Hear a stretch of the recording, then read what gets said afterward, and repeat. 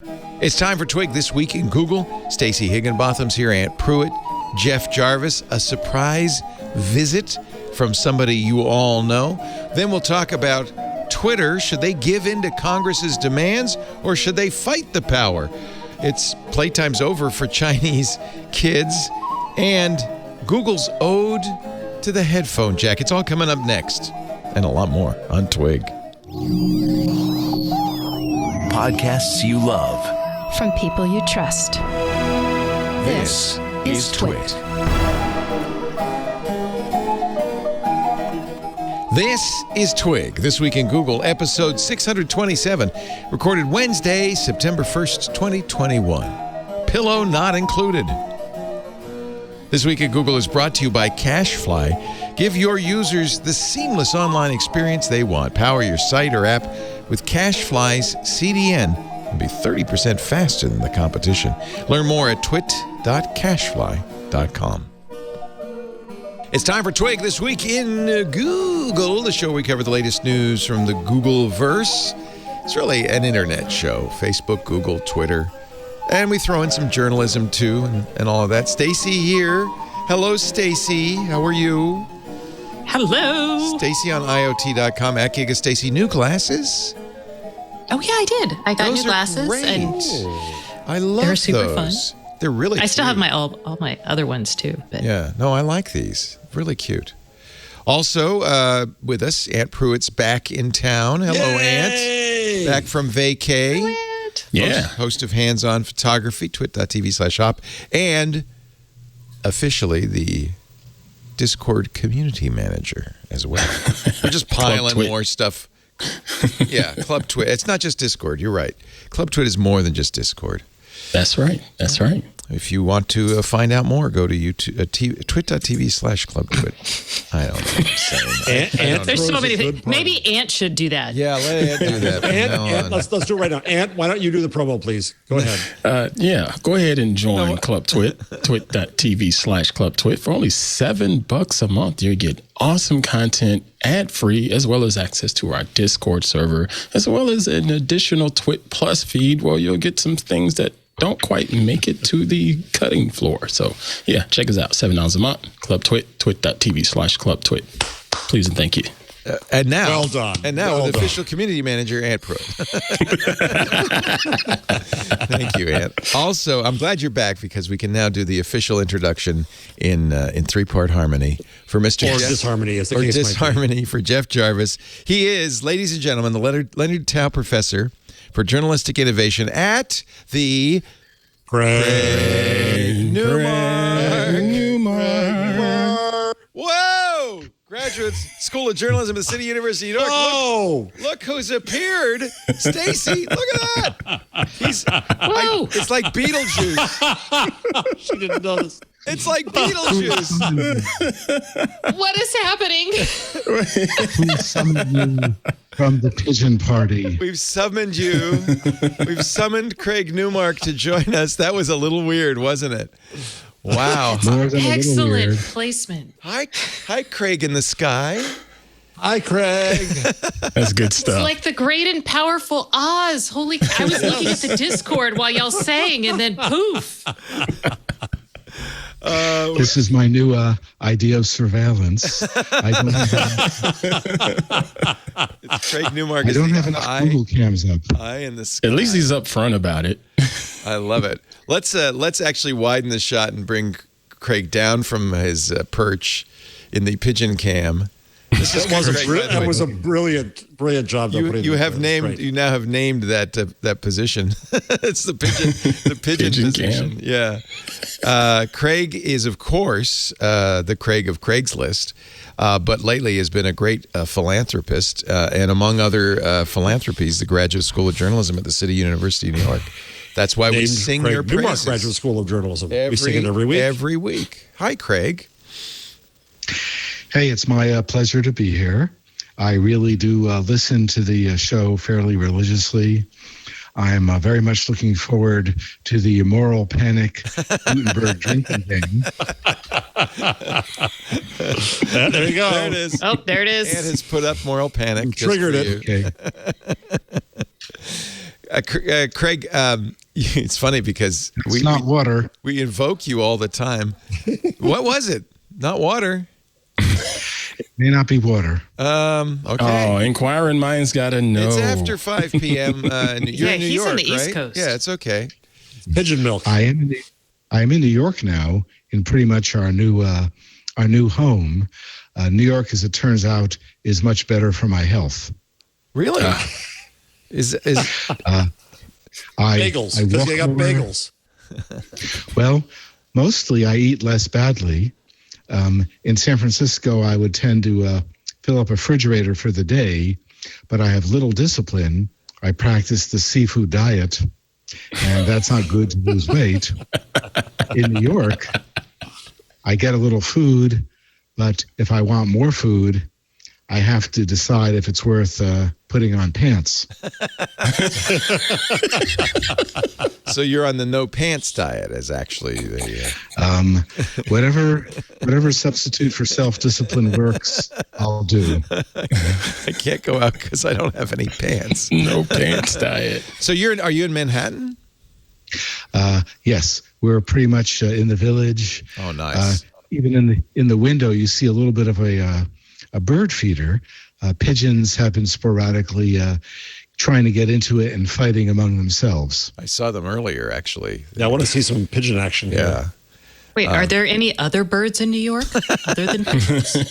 I mean, I lived there, but I never saw anything else. The Only ducks. pigeons. There are doves, and we have the occasional sparrow, cardinal, tufted titmouse, and a few others like that. Craig, are you a bird watcher? Pretty half-assed. We put out food and water. If the birds decide to visit us, that's good. San Francisco, a lot more variety. We've seen a lot of the wild parrots. Oh, and yeah. That's cool. Nice. Craig's a bird lover. Bird lover. And nice. we should note that Craig today, just before, announced, hold on, where is it here, Craig? A whole new philanthropy. Pigeon philanthropy. Yeah. What is that? What? What is that? So Say more Craig things. gave a grant to Palomacy. Is that how you say it, Craig? Yeah. Una paloma blanca. Paloma's a dove, yeah? To continue pigeon and dove rescue work for pigeonrescue.org. Aw. Wow. Yeah. I figure there are successor species. I should suck up to them. Do you also invest in robots? I know, but I hedge my bets. I also have welcomed our machine overlords. Yes. Oh, nice. Nice. So that's really, this is kind of what you do now day in, day out. You don't run the daily operation at Craigslist, or do you? Well, I gave that job up in the year 2000. Wow. Because people helped me understand that as a manager, I suck. And I've retired.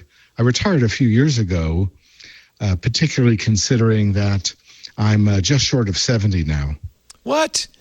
You don't look You lying. You don't look that old. I'm lying, dude. I'm not blowing No. smoke. You don't. I would never have thought that. No, you're not that close, Craig. I'm not gonna let you.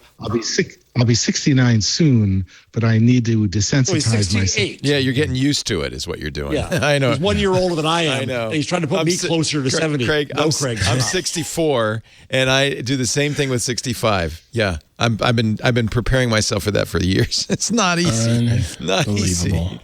Not Make easy. sure you No. make sure you sign up for the appropriate parts of Medicare. I did. Very good. Because there's a penalty if you don't. I was telling the Yes. crew I did that yesterday, which is Wow. difficult. Yeah. So you're full time in philanthropy then, basically, Yeah. and you have done a lot of things, but it seems somewhat of a focus in journalism. Well, right now, from my point of view, and my background is computer sciences, somewhat abstract, I'm looking at information warfare in different forms. The big priorities these days are like helping with cybersecurity, fighting disinformation, Good. or as the cool kids call it, influence operations, and also countering harassment, first focusing on the worst of it, which is directed against women journalists. There's other areas, including helping vets, women in tech, and as you've seen, pigeon rescue. Wow. By the way, here is the site Palomacy. It's pigeon diplomacy at pigeonrescue.org. While you're at it, See, now- Google Craig Newmark and pigeons, and there's some great pictures. You'll see. Craig gets up close and personal with pigeons. Some I don't people, know if I would do that. Yeah, I mean, some people think of them as the flying rats, but I guess, Craig, you're a open-minded fella. Well, those were stunt pigeons. Okay, when they good. brought them up. Good.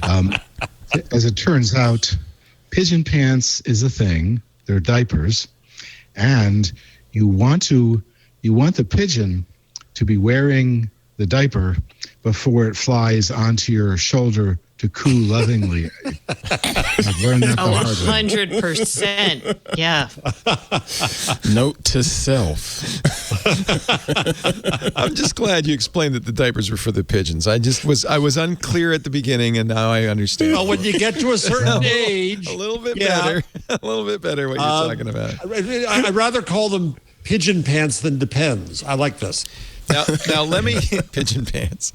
Let me be the journalist and ask you the hard question, Greg. Is your support of journalism because of a little residual guilt? There are some journals that claim Craigslist was the end of journalism because you, of course, took over their very lucrative classified ads. Well, in recent years, let's say the last several years, economists and industry analysts have finally taken a look at the numbers, because I worried that Craigslist had a substantial effect.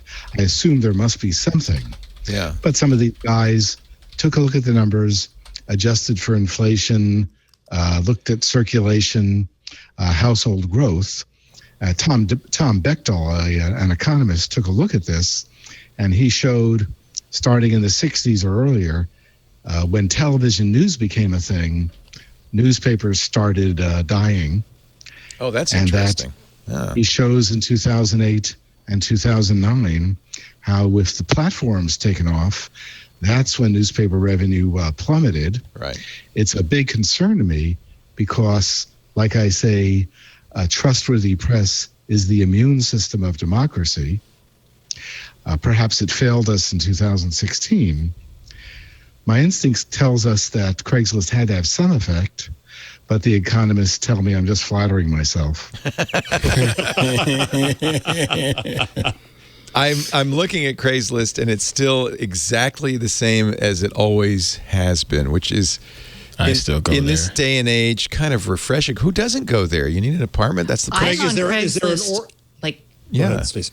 oh, no, I was going to say I'm on Craigslist all the time. It is my recycling plan for devices. Yeah. It's the way I get new furniture. I'm just like, Craig, is there an origin story to the I use air quotes design? Yeah, I was going to ask him that exactly.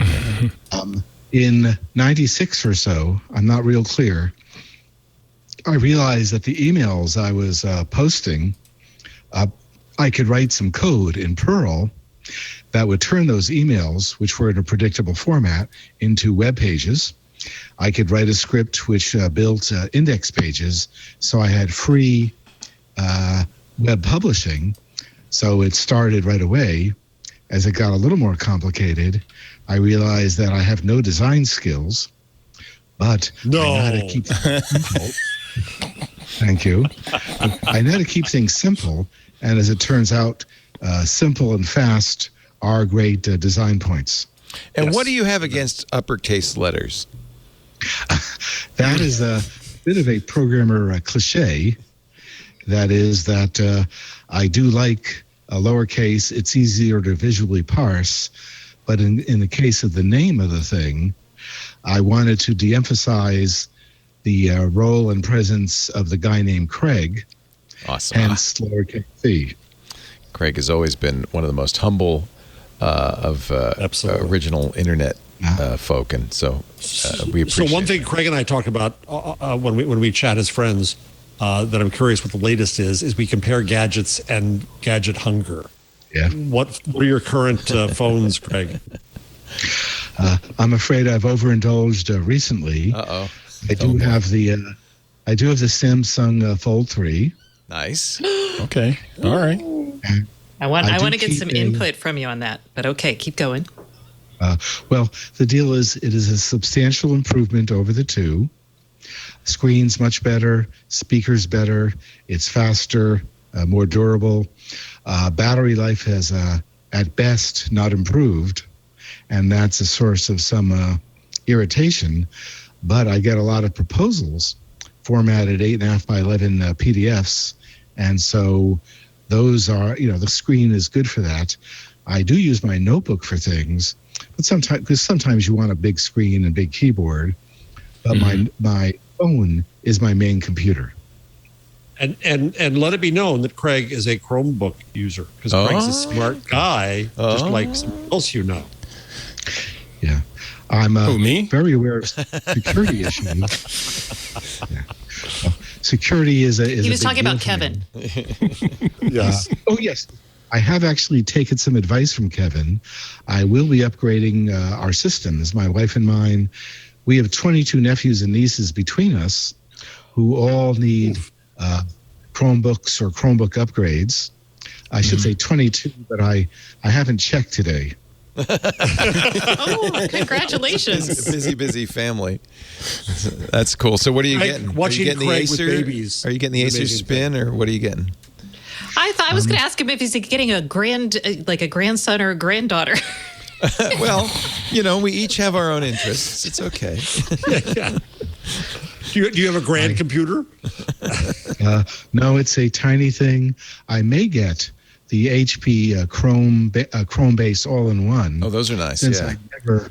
I never move my notebooks around. Right. So you don't need a laptop. Yeah. Yeah, not really. Sweet. So just the Fold, or do you have other devices in there? Well, I do have the Fold. As a backup, I have an old Pixel. And I have some accoutrements like this microphone and a decent camera. I'm going to have to ask you about the microphone because everybody I know who's watching is going to say, what is he using? Not only does it sound good, it looks pretty sweet. Cool. Oh, this is a Tula microphone, a startup, couple $100. It does make me sound like an NPR announcer. It's actually beautiful. I really like how it looks. It is. That's cool. I do have a lot of tote bags I'd like to give away. Well, for a small contribution, you too can get a Craig Newmark tote bag. So, in fact, Craig, I saw it. You talked about it before the pre-show, and I ordered it already. So mine's on the way. Partly because, in fact, like Jeff, you should get it too. It's a USB-C. It obviously works with a Chromebook device, but also it has internal memory, so you can record locally as you're using it, which would be great for those times when as long as you don't yell at me for whatever my microphone choice is. So I want everyone to be a witness. How could I yell at you?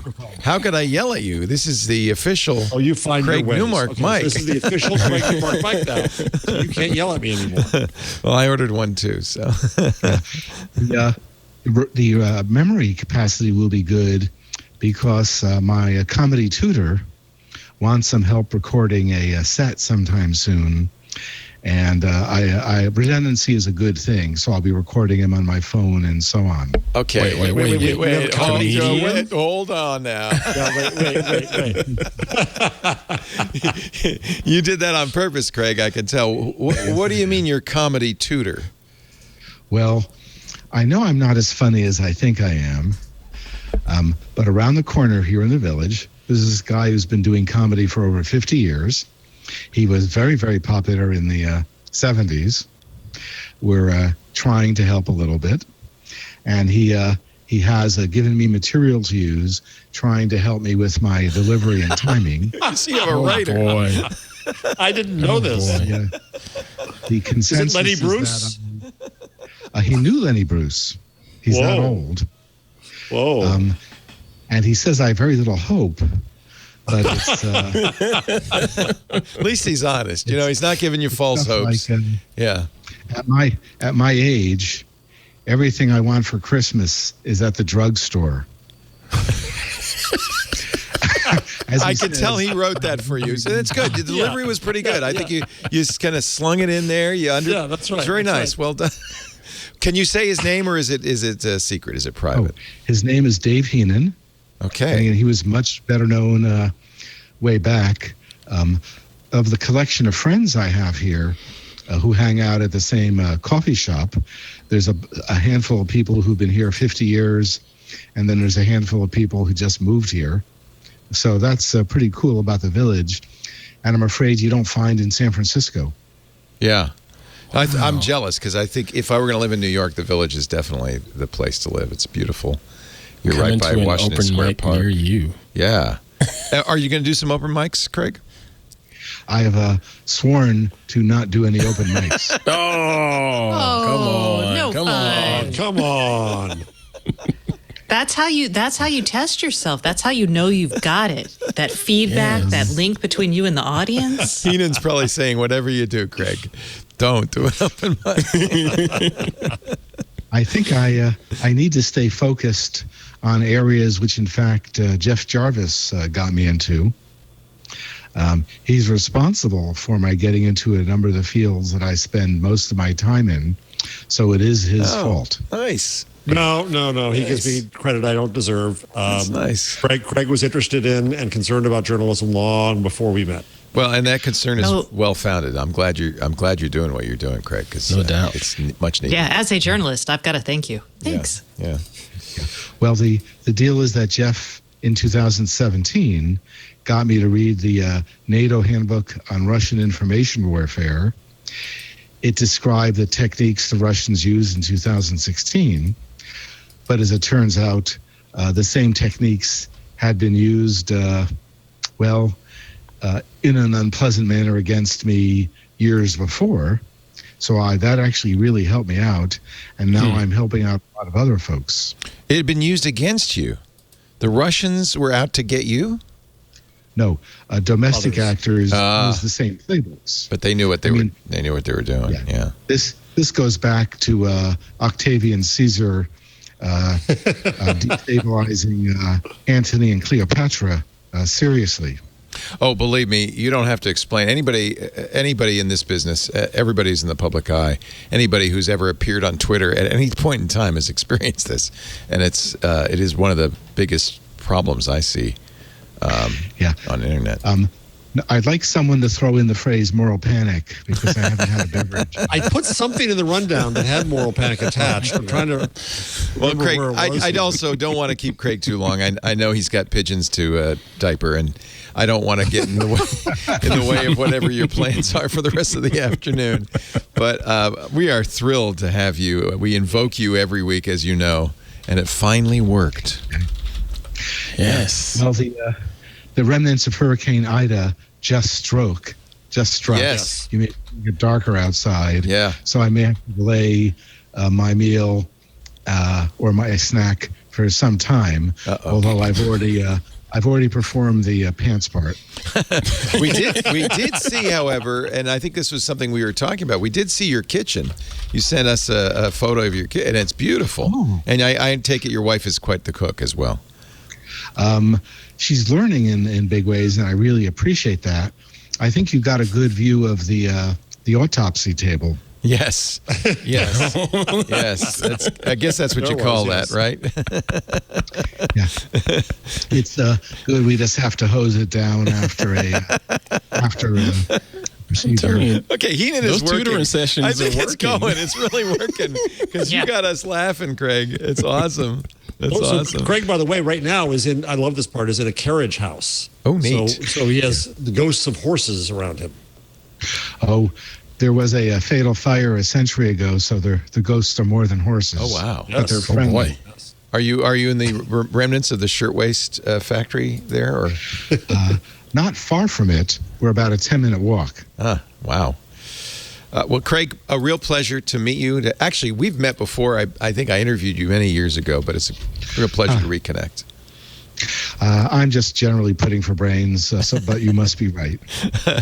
It was so long ago, Craig, I barely remember it. So it's okay. I completely forgive you for that. Craig Newmark, philanthropies.org, if you want to see all the amazing things Craig is up to. Thank you, my friend. We are very grateful to what you are doing, what you've done in this century, as well as what you did in the previous. Thanks, folks. I appreciate it. Yeah. Thanks, Craig. And thanks for the microphone recommendation, too. Bye. Take care. Bye-bye. Craig Newmark, ladies and gentlemen. Let's all sing it. Craig Newmark. Careful, you might appear again. And he's back, and now he's angry. Say it 3 times and he shows I up. want to give credit where it's due. That was Craig's idea when we summoned him from the netherworld, that he could appear. It was hilarious. It was just a great idea. I said it to Leo, and Leo said, "Oh, that's hilarious. We gotta do that." we all fell for it. It's a wonderful thought. Did his joke writer come up with the placement? Because that was excellent. I think that was my idea. That Jammer B? No, That was you. that was the boss. That was perfect. Actually, I said he should appear in a circle. Jammer B said we'll put him in the gear. You got a circle. So yeah. it was a mutual effort. Well done, team. Yeah. So And isn't he the greatest? yeah, he's a sweetheart. Thanks for setting that up. Yeah, he's really a Yeah, sweetheart. thank you, Jeff. Yeah. He's just such a good man. Yeah. It's actually great to see somebody who takes so seriously his responsibilities, and genuinely tries to make a difference in the world. That's really pretty cool. It's really neat. Yeah. Also, journalists are pretty cool people, so I would like to hang out and fund journalists. I mean, we're amazing. Some of us. We won't say who. I'm not a journalist. I just play one on TV. I want to just say that right up front. So anyway, let's take a little break, and then we actually have quite a bit of news to talk about on This Week in Google. It was so much fun. I'm still kind of glowing a little bit. Our show today brought to you, and I mean brought to you quite literally, by those great folks at CashFly. We really couldn't have done Twit, the podcast network, without the help of CashFly. Way back in the beginning, we were trying to figure out how do we get, 250,000 people download a show every week without killing our servers, because we tried BitTorrent for a while. Then Matt Levine at CashFly called me up and said, let us help. And man, for more than a decade now, if you download anything, our video, our audio, even if you go to the website and get the content, you're getting it from CashFly, the CDN, the best CDN in the world. They've been innovating content delivery since 1999. We've been using them since, I think, 2009, maybe. They offer ultra-low latency streaming now, which is really interesting to me. We're not talking WebRTC. We know about the failings of that. The stream delays on CashFly's ultra-low latency streaming, less than 1 second. They offer a great HTML5 player with an SDK, which you can embed anywhere, websites, applications, even mobile devices. The CashFly is the fastest CDN for throughput globally, over 50 points of presence all over the world, so you're closer to your customers. And on their low latency network, your video streams will be streaming quickly anywhere you have viewers, doesn't matter where, what continent they are. And man, does it scale. Up to 1 million users concurrently, more than 1 million users concurrently. You can ingest thousands of synchronous streams. They've designed a platform that can transmux thousands of streams simultaneously with live failover. They can ingest RTMP, RTMPS, SRT, and more to deliver ultra-low latency SLDP and HLS streams at the same time. And, of course, one of the things we always liked about CashFly, always have loved about it, is they tailor your plan to your needs, your usage, your particular kinds of bandwidth spikes, all built on top of their reliable, robust global network with ingest and delivery wherever you need it all over the world. And the best 24/7, 365 priority support. Can I, by the way, just say that because they have all of those points of presence, they're the world's most reliable CDN backed by 100% SLA. We're not talking 1 9, 5 9s, 10 9s, 100%. 100%. 1 million concurrent streams, 5 times faster than other CDNs, and 100% SLA. You're going to love CashFly. And they're nice people, too. They've been helping the World's Central Kitchen during the COVID crisis and so far have served warm meals to people in need. They pioneered the first Anycast CDN infrastructure in 2002. Their desktop technology automatically finds the fastest route to and from customer origin across their global network of POPs for maximum performance and reliability. If you're interested, can I recommend just go to twit.cashfly.com. Bring along your CDN bill if you've got one, your usage patterns if you've got them.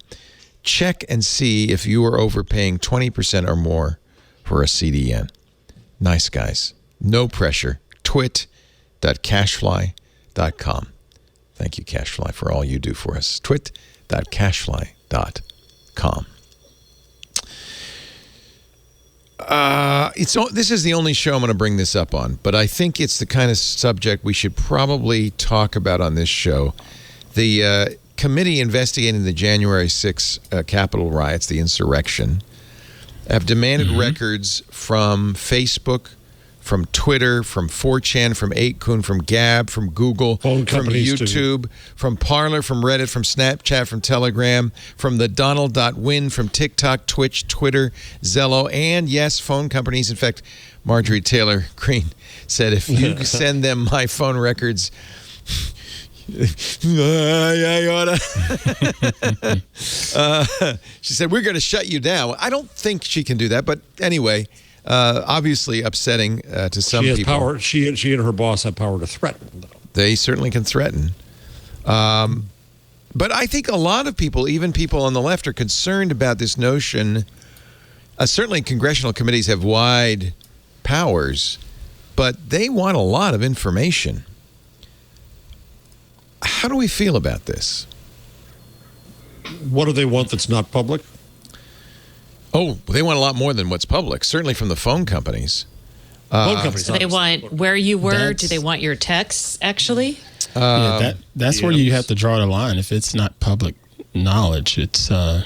It is a warrant, but it is a warrant. Well, if they have have a warrant and a Congress warrant, has huge powers to do this, of course. Oh, this is congressional warrants. It's congressional. But they still have a warrant authority. Do they go before a judge or do they go before they don't a need congressional to. committee? They're Congress.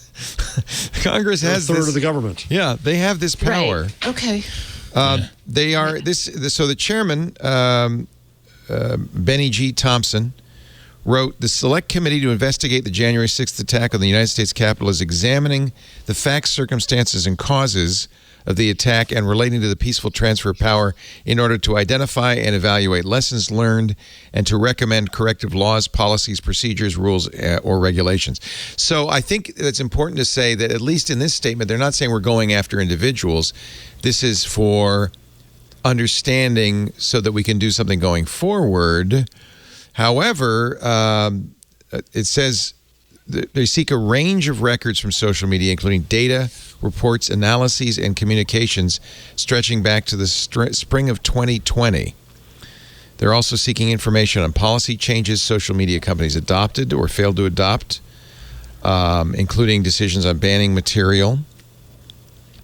You know, I haven't seen the demand. So Mike Masnick has it. If you go to the post, it's on the rundown. So all accounts, users, groups, events, messaging forums, marketplaces, posts, or other user-generated content that was sanctioned, suspended, removed, throttled, deprioritized, labeled, suppressed, or banned from your platforms related to any items detailed in the request. So part of what they're saying is we can go look at the public stuff, but if you already killed it, we want to see that too. Yeah. Oh, well then that's. Okay. I mean, that's I think legit. Yeah. Yeah, I think that's. Because it's the same thing. Like burning your letters after you're incriminating whatever. So sure. Masnick calls it a social media phishing expedition and says issues. Companies should resist. If you published it socially, screenshots and everything are there. You wanted it to be out. Yep. Yeah, I think anything that was public, I think is fair game. I think your DMs should be considered like a first-class letter, and requires a warrant. Now the question is, I don't know as Leo just said, Congress can issue warrants as well. Is it the same power as the court? I don't know. Oh, it's more than the court. It's more than the court. A congressional subpoena carries a huge weight behind it. You need to summon a lawyer into the circle of it's my understanding well, this is absolutely powerful. Okay, but when you go before Congress, can you use that information to then later charge someone with like a felony Well, that's the or a concern, misdemeanor? isn't it? Well, I don't know. I mean, Congress has broad authority. I'll read you what PBS says. But this is in the context of impeachment, by the way, but it's the same thing. Congress has broad authority established by Supreme Court rulings to conduct investigations. They can request documents or ask witnesses to testify. While not specified by the Constitution, Congress has a long-established history of using subpoenas to compel testimony when information is not provided voluntarily. They have three options to enforce subpoenas in the face of defiance. They can pursue criminal contempt, but they have to go to the U.S. Attorney for D.C. to bring criminal charges. That faces a fine of up to $100,000 and a maximum 1-year sentence in prison. But there are other things they can do. I don't think you can send the sergeant at arms to detain them. I don't think that's going to happen.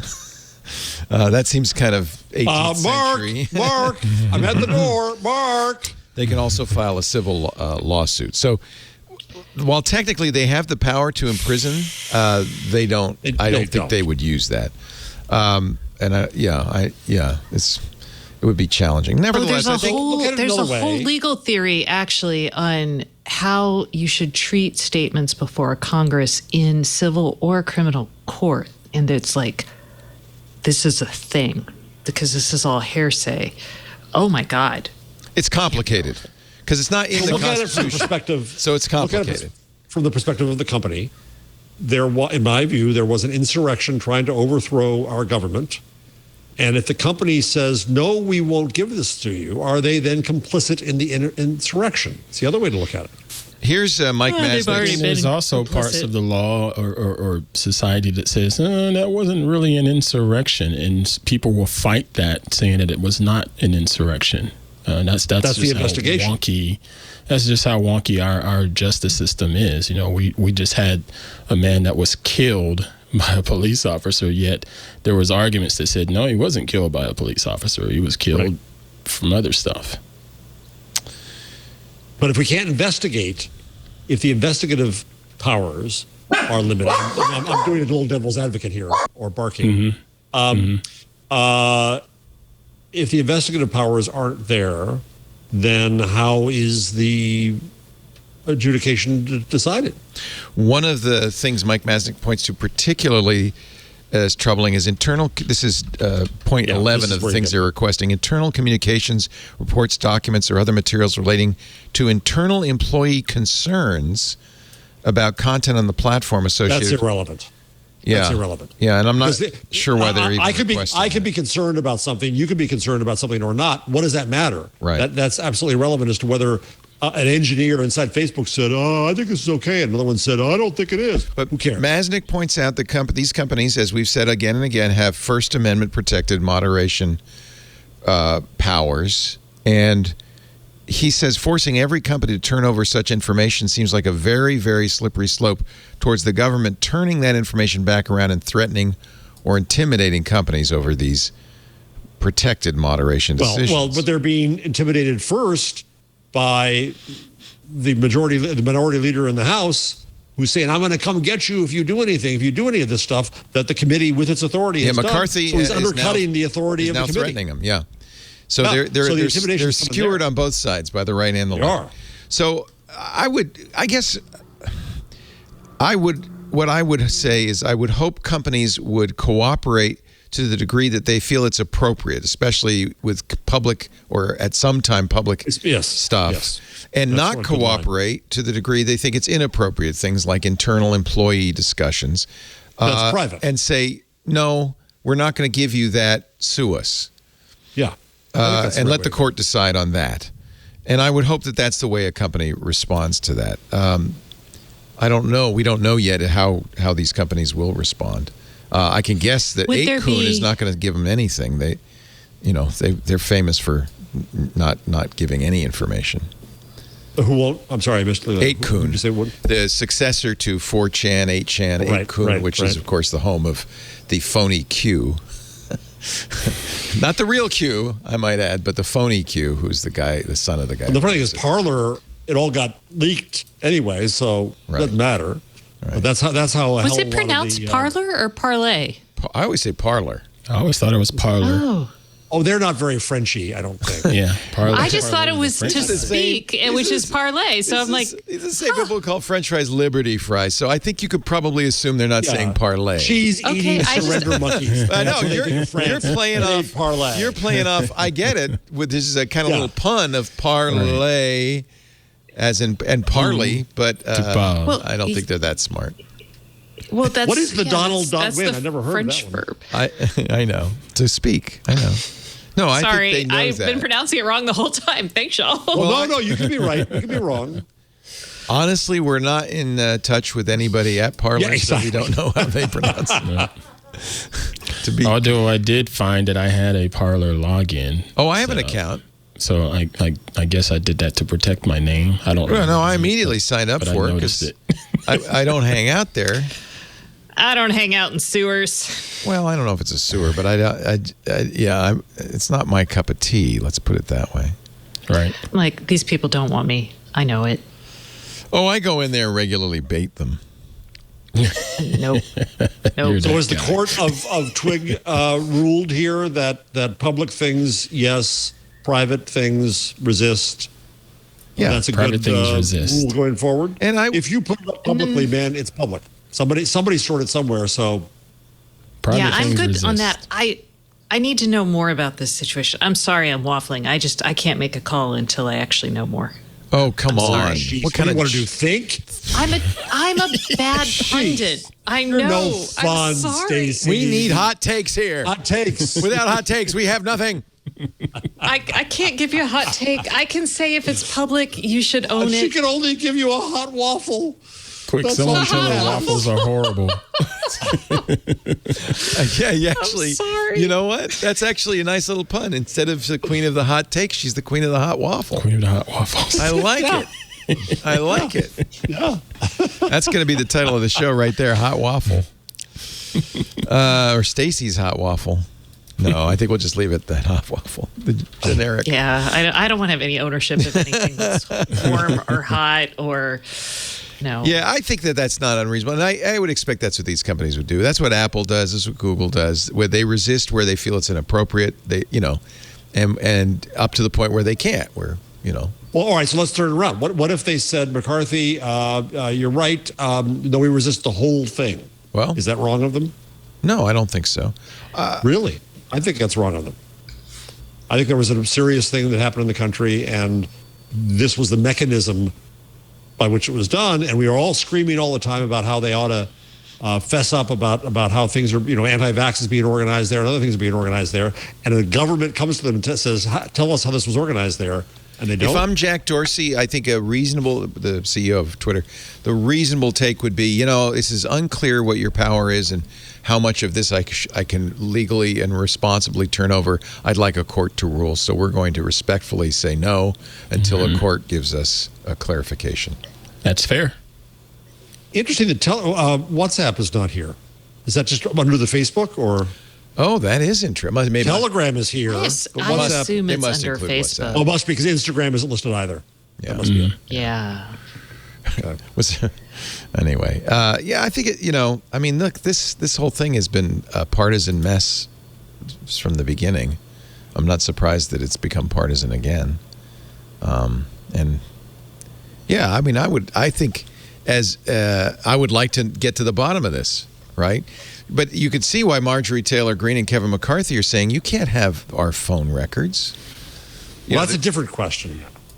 But that is if there was illegal conspiracy to bring down the government through the phones. We do it to the mafia. Why not do it to the insurrectionists? Well, and you get phone records on people who are persons of interest in a case. And so if you establish that Marjorie Taylor Greene is Jim Jordan is. Thank you. Finish that name.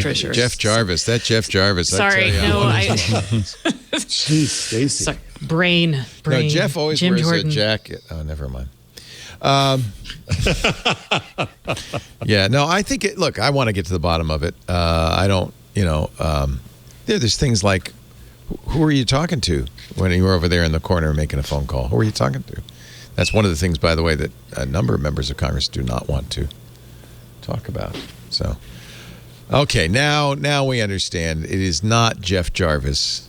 It is Jim Jordan, because Jeff wears. What were you saying about a jacket? What were you saying about that? Huh? Jeff is a well-dressed guy. Yeah. There's a battle going on over in Reddit that I've been watching with interest. Fascinating.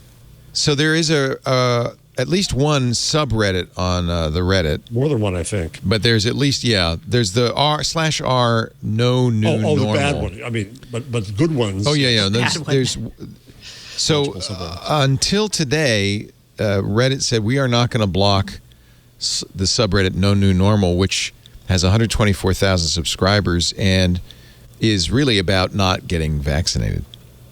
And because Reddit said no, we're free speech, we're not going to ban them, 135 other subreddits, including some big ones, like the Macintosh subreddit, went dark.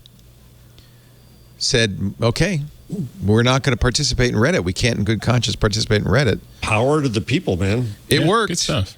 Today, Reddit bowed to the pressure and shut down no new normal.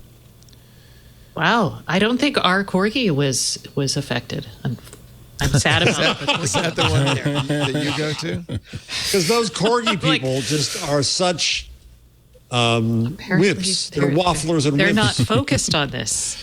By the way, nor did the Valheim subreddit. So, I think, The site, Our New Normal, according to Reddit, was guilty, and this was the thing that finally put it over the top, of a practice known as brigading, where members of the subreddit are encouraged to go target the /r/COVID group, for instance. We found very clear signals indicating that our no new normal was the source of about 80 brigades in the last 30 days, largely directed at communities with more mainstream views on COVID or location-based communities that have been discussing COVID restrictions. /r/Hawaii, for instance, is very actively talking about what's going on in Hawaii with regard to COVID. This behavior continued even after a warning was issued, and that finally gave them, I think, the leverage to shut it down. Oh, the people for Am I the Beep Hole, they actually did it, which is the other Reddit thread that I am often on. So they actually did stop. Okay. So there you go. The corgis didn't, and I'm on that a little bit more. AITA? Yeah, AITA. Yes. Yeah, I follow them too. Often wondering what the hell people are thinking.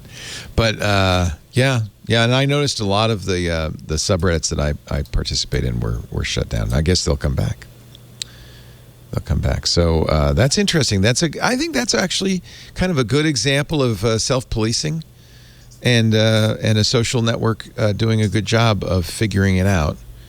Reddit did clarify its guidelines today to make clear that it prohibits posting health information that has been manipulated and presented to mislead or poses a risk of significant physical harm. Oh, you follow Tfue. Or am I the a-hole? Because Tfue, which has 10 million subscribers, today I effed up is the yeah. Oh no, I like went advice dark. columns. Oh, okay. So I really love this. I'm like, oh my God, are these people real? Yeah. Futurology also shut down.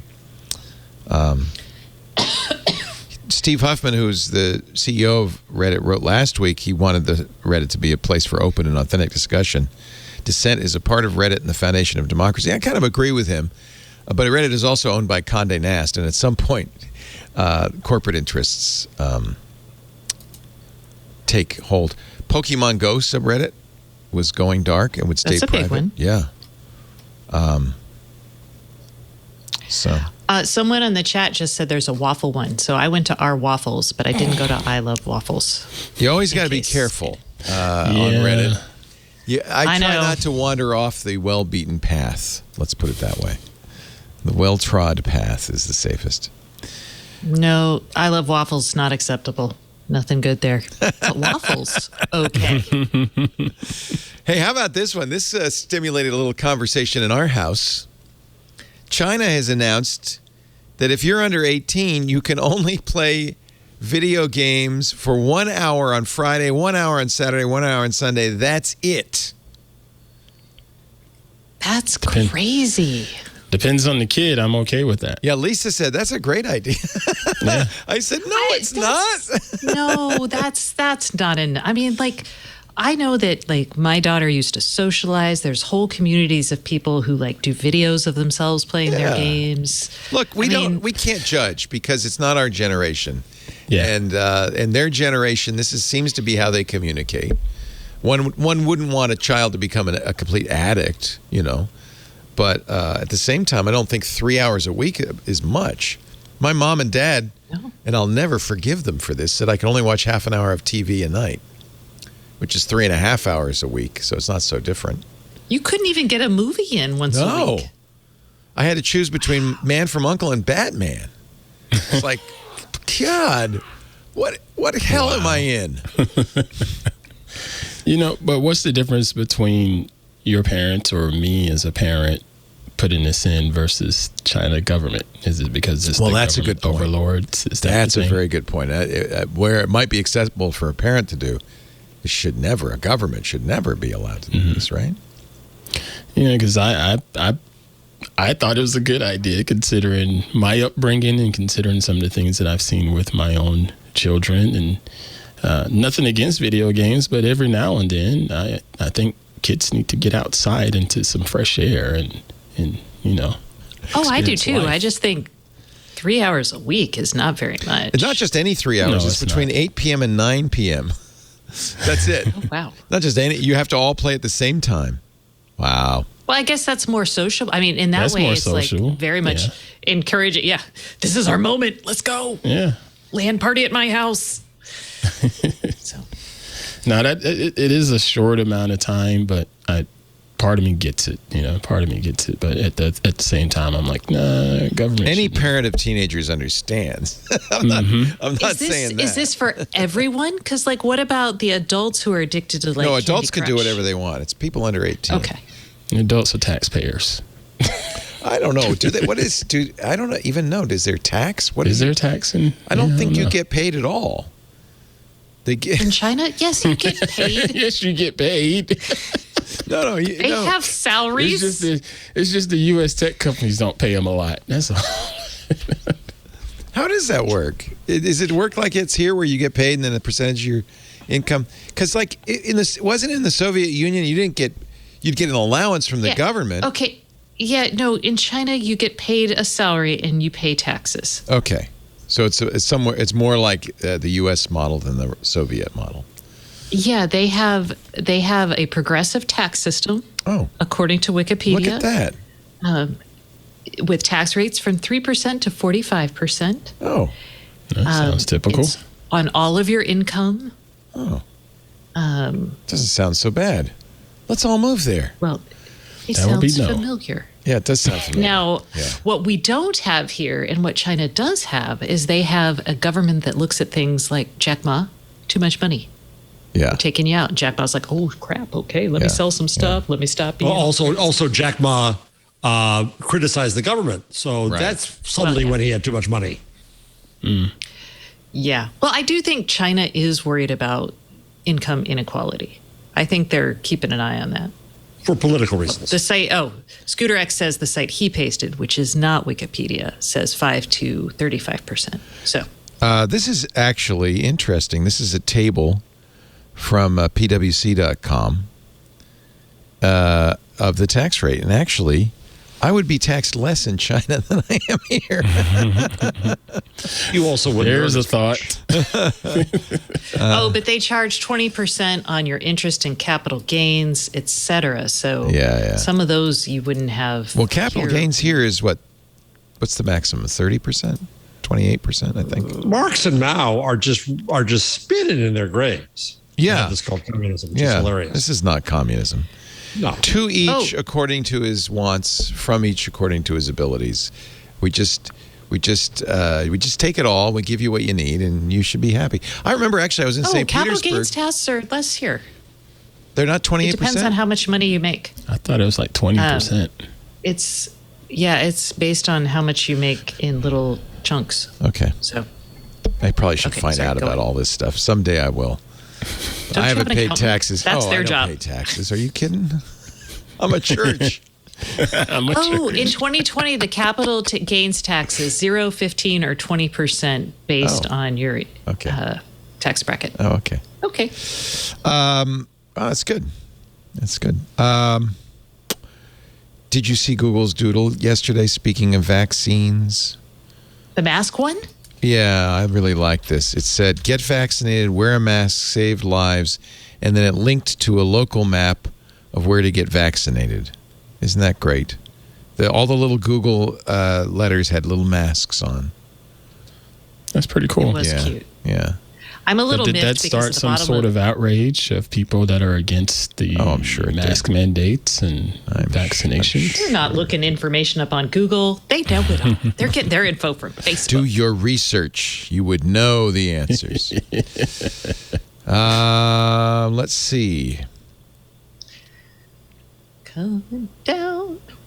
How many stories did you do while I was gone? Where'd you go? You were gone? Didn't know you were gone, sir. Sorry. Okay. We're still talking about China. How and about taxes. let's talk about South Korea? He was steaming that blazer. This it needs some steaming, I might add. Hey. The rumpled look. You look the like a professorial professor. look. Can you get a pipe? No, he doesn't look like a professor because he's wearing a T-shirt underneath. He looks like some miscreant let looks into like a restaurant. A comedian who was Oh, big in what the. did I do? He looks like he was. Jeez. Here, Jeez. let's What pigeon loan pooped him on a your jacket. parade, Loan him a lady? jacket, quick. You're right. I've worn those restaurant jackets. They are not flattering. You're calling this a restaurant jacket? It's a restaurant jacket. Oh, that was a good No, one. it looks good. Sort of. No, it's not. Well, it does look a little big on you. It's just it doesn't go with your shirt, Jeff. Okay. She's bitter because you guys said she was wearing a bib. So she's Well, just that a is bit true. I mean, I cannot throw stones because I'm here in a bib. You look like you're a podcaster from the future. Yeah. I like it. I like that. Yeah. If you put Stacy on- 2040. Stacy 2040. In South Korea, a law has passed, will soon be signed into law. This is going to be interesting, that requires Apple and Google to offer competing payment systems in their app stores. This is something both Apple and Google have been fighting in the U.S., and they've been fighting for a long time in South Korea. Companies that fail to comply could be fined up to 3% of their revenue in South Korea. Apparently, we talked about this yesterday on MacBreak Weekly. Apple says, no, it's no problem. We'll just bill the developers for their 30% share. We'll send them an invoice. Which is very interesting. I don't know how they're going to get that money. Now, this only applies to, obviously, Korean applications, the Korean App Store. So explain this to me a bit, because now I pay through Apple. And Apple But if takes I paid- 30% of everything you pay. Through that mechanism.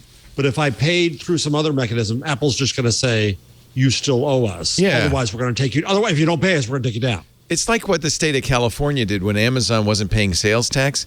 At the end of the year, when you filed your income taxes in the state, they'd say, well, what did you buy online and give us that? Yep. Any sales tax you didn't pay Amazon, you're going to pay us. Not that it worked, but I mean, at least they tried. But Apple still has the power to take down the app then if they don't get paid.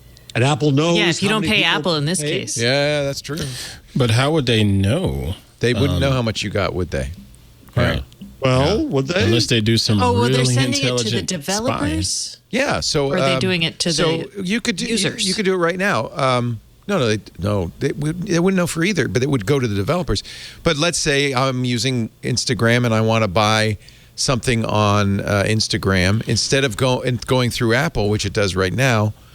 Actually, Instagram's a bad example. They don't sell anything, but there's an in-app purchase somewhere. It would go to PayPal or it would go to The Stripe. New York Times. The New York Times is a good and example. the food app. That's actually who would like to do this, right? New York Times would like to send you to Stripe and have you pay Stripe. I don't see how Apple would know unless they're monitoring all the traffic going in and out of your iPhone. Are they? Are they? I don't think so. I mean, they have the capability, I'm sure. In Korea, this has been nicknamed the Google Power Abuse Prevention Law. Oh boy! Gives you some idea of what they're going at. The Google Play Store accounts for 75% of mobile app downloads globally in the second quarter. Apple, 65% of App Store consumer spending in in-app purchases. So it could be a lot of money, billions of dollars. And a significant hit to Apple, but more importantly, from Apple's point of view, it could be the first domino in because the U.S. is considering something like this, the EU is considering something like this. So is this righteous? Is it a monopoly, or is it fair game that, hey, it's my phone marketplace and I check the apps to make sure they're okay, and that's what I deserve? Well, here's the interesting thing. Even though the FTC and Congress are looking at doing this, President Biden is bound by a trade law to protest it because it is a South Korean law impacting American companies. And actually, I would support him because I don't think that's how this should happen. Not by fiat. You don't think another country should pass a law, or do you not think that the U.S. should pass a law, or what? How do you think this Well, it's an interesting question because I think it should really come down to. Well, that's a good question because if it's not the government, What, who the would it UN? be? the Would it be the DOJ court? is looking at these? No, actually, so and the then- FTC and Congress is considering a similar law. Actually, Amy Klobuchar, I think it was Klobuchar, introduced a similar law. I don't. I don't know. I just don't feel like it's right for Are you going to Congress hot waffle right now? I'm hot waffling. It's all the rage. It's all the rage.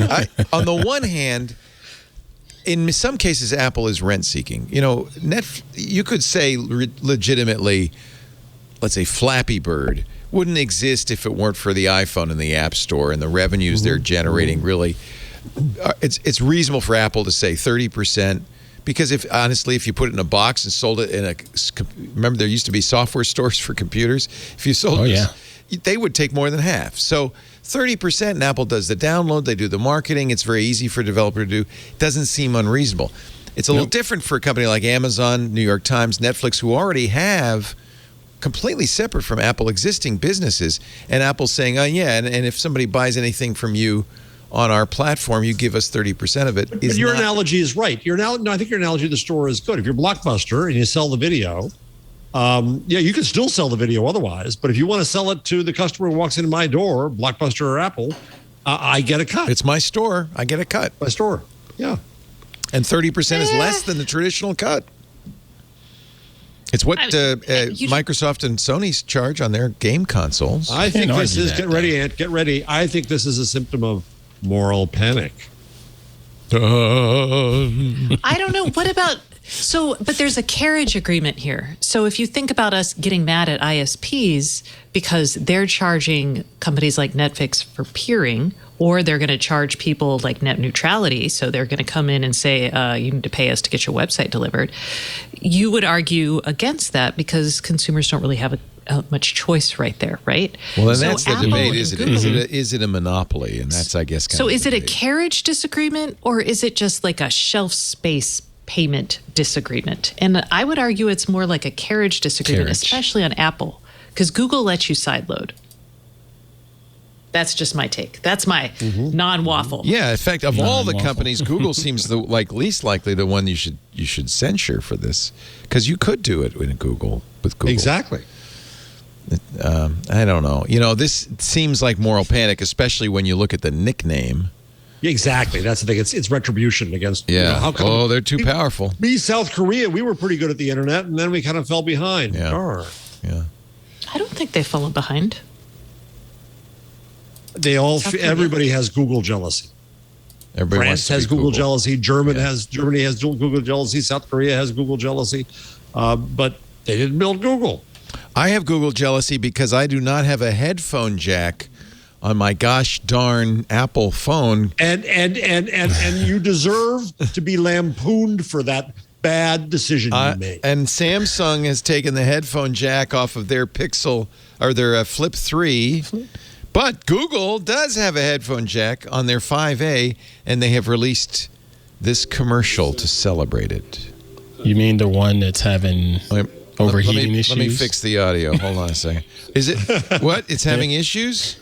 I believe I read that the 5A was having issues when shooting video. Far as but I have a jack in my lovely 3A XL.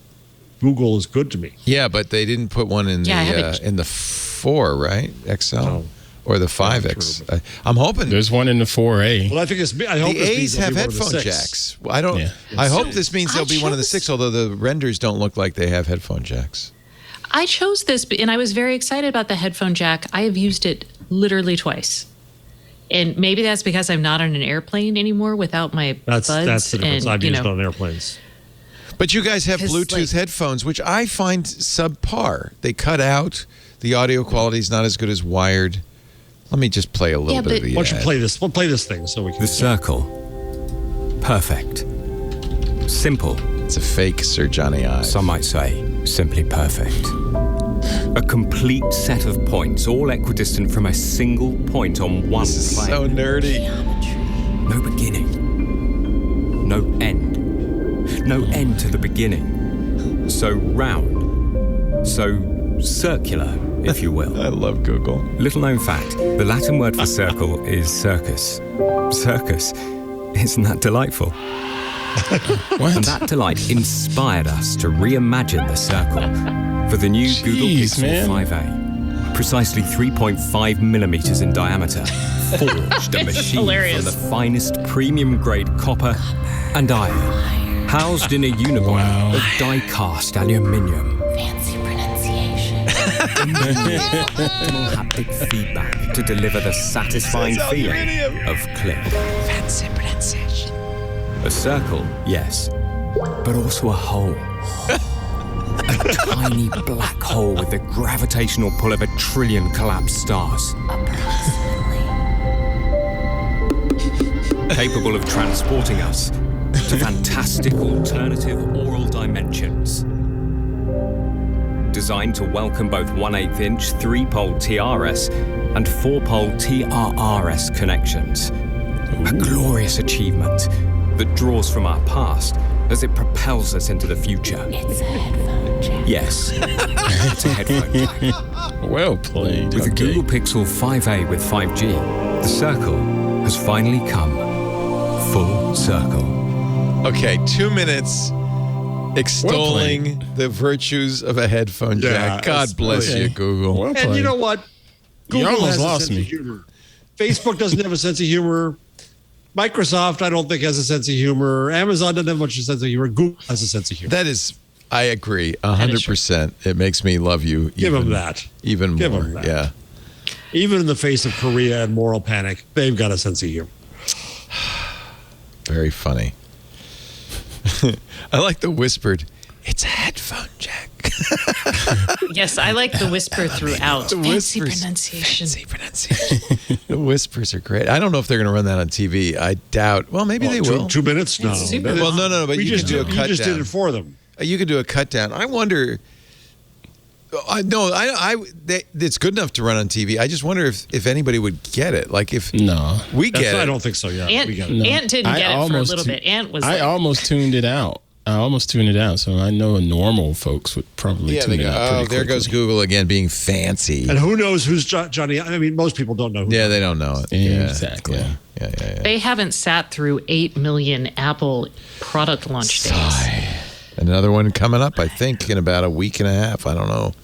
No invitations. Have they going not out. sent anything out yet? Not yet. If they, so our thinking is that so they don't want to do it the day after Labor Day, which is Monday. So they would normally do it on a Tuesday. So that rules out the 7th. Maybe they do it on the 8th, the Wednesday, or more likely they'll do it on the 14th, the following Tuesday. So we'll learn on the 7th whether they're going to do it on the 14th. I think that's when they're going to do it. Now you might have seen a rumor that Google was going to do it right before Apple's announcement, which would be, I think, foolhardy, bold, but foolhardy. That rumor has been debunked. Prosser has said no, they're not going to do it, and he's usually pretty accurate. He says, my sources say Google is going to announce the Pixel 6 October 28th. Announce or make available for purchase? Do we know? Actually, he says launching. So let me get this right. I think launching means available in stores. Better not be like the Asus I can't buy, which is just every day I check. Every day. So the announces the presser, launches when people can get their hands on it. Exactly. So the original rumor came from Bald Panda on Weibo, which is... That sounds like no pants tech coverage. Yeah, they've been wrong before.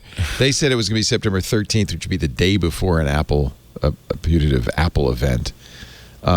Social media freaked out, Prosser writes, outright laughing at Google. But he says he looked into it and reaching out to a few of my best sources, he says the event will be October 19th, which is a Tuesday. Put a mark in that one, Ant. We got to get ready to do that. And the launch will be Thursday the 28th, 9 days later. That's when the market launch. It'll be in stores and could be in your hands if you order it right away. So the Made by Google event is the 19th. Oh, I'm sorry. That's pre-orders. So the event could be the 19th or it could be earlier. Because, you might announce it and say for ordering on the 19th. I want the phone in my hot little hands. Yeah. That's all I want. We all want the Pixel 6. Although I'm asserting, I thought it was interesting. Craig really liked the Fold. I really like the littler folding phone. I was in Best Buy and I got to say it's impressive. It's very impressive. It's great screen. Little works for me as opposed to big. I don't want a phone that's kind of a thick, fat, heavy phone that turns into a small tablet. I would rather have just this little pocket square-sized thing that could fit right into your jacket pocket and then opens up to a normal phone. Your jacket pocket is still sewn shut. How did you know? You could tell? Because it looks good. It is. Because if you stick your phone in your jacket pocket, it gets all baggy. Go down. Yeah, your lines are going to get all messed up. A restaurant jacket. Yeah, it looks. Well, I was going to ask that. All right, which pocket would you keep that one in as opposed to? Well, you could put the side pocket. You could put it in a breast pocket on a shirt. I don't know. It's looking like are you smoking again, Leo? It's more like you're. Yeah, it does look like. Wait, a let me cigarette. see the clothespinning. Pack of ciggies. Okay, so here's an interesting thing.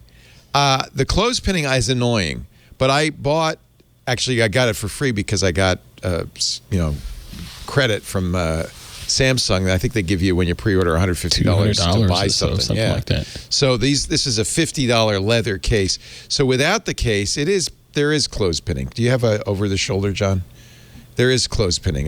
It's annoying. Okay, yeah. Oh my. I see it, yeah, I don't like that. Okay, but with. But as soon as I'm not against it. But you're going to want this case anyway because it makes it a little grippier. Yeah. And it actually makes it a little classier. You can get it in colors. I think it's kind of looks a little bit better. Thicker. Yeah, it's a little, but not. Yeah, it's really nice and thin. And then there's no clothespinning because the case kind of makes up for it. And doesn't that look kind of nice?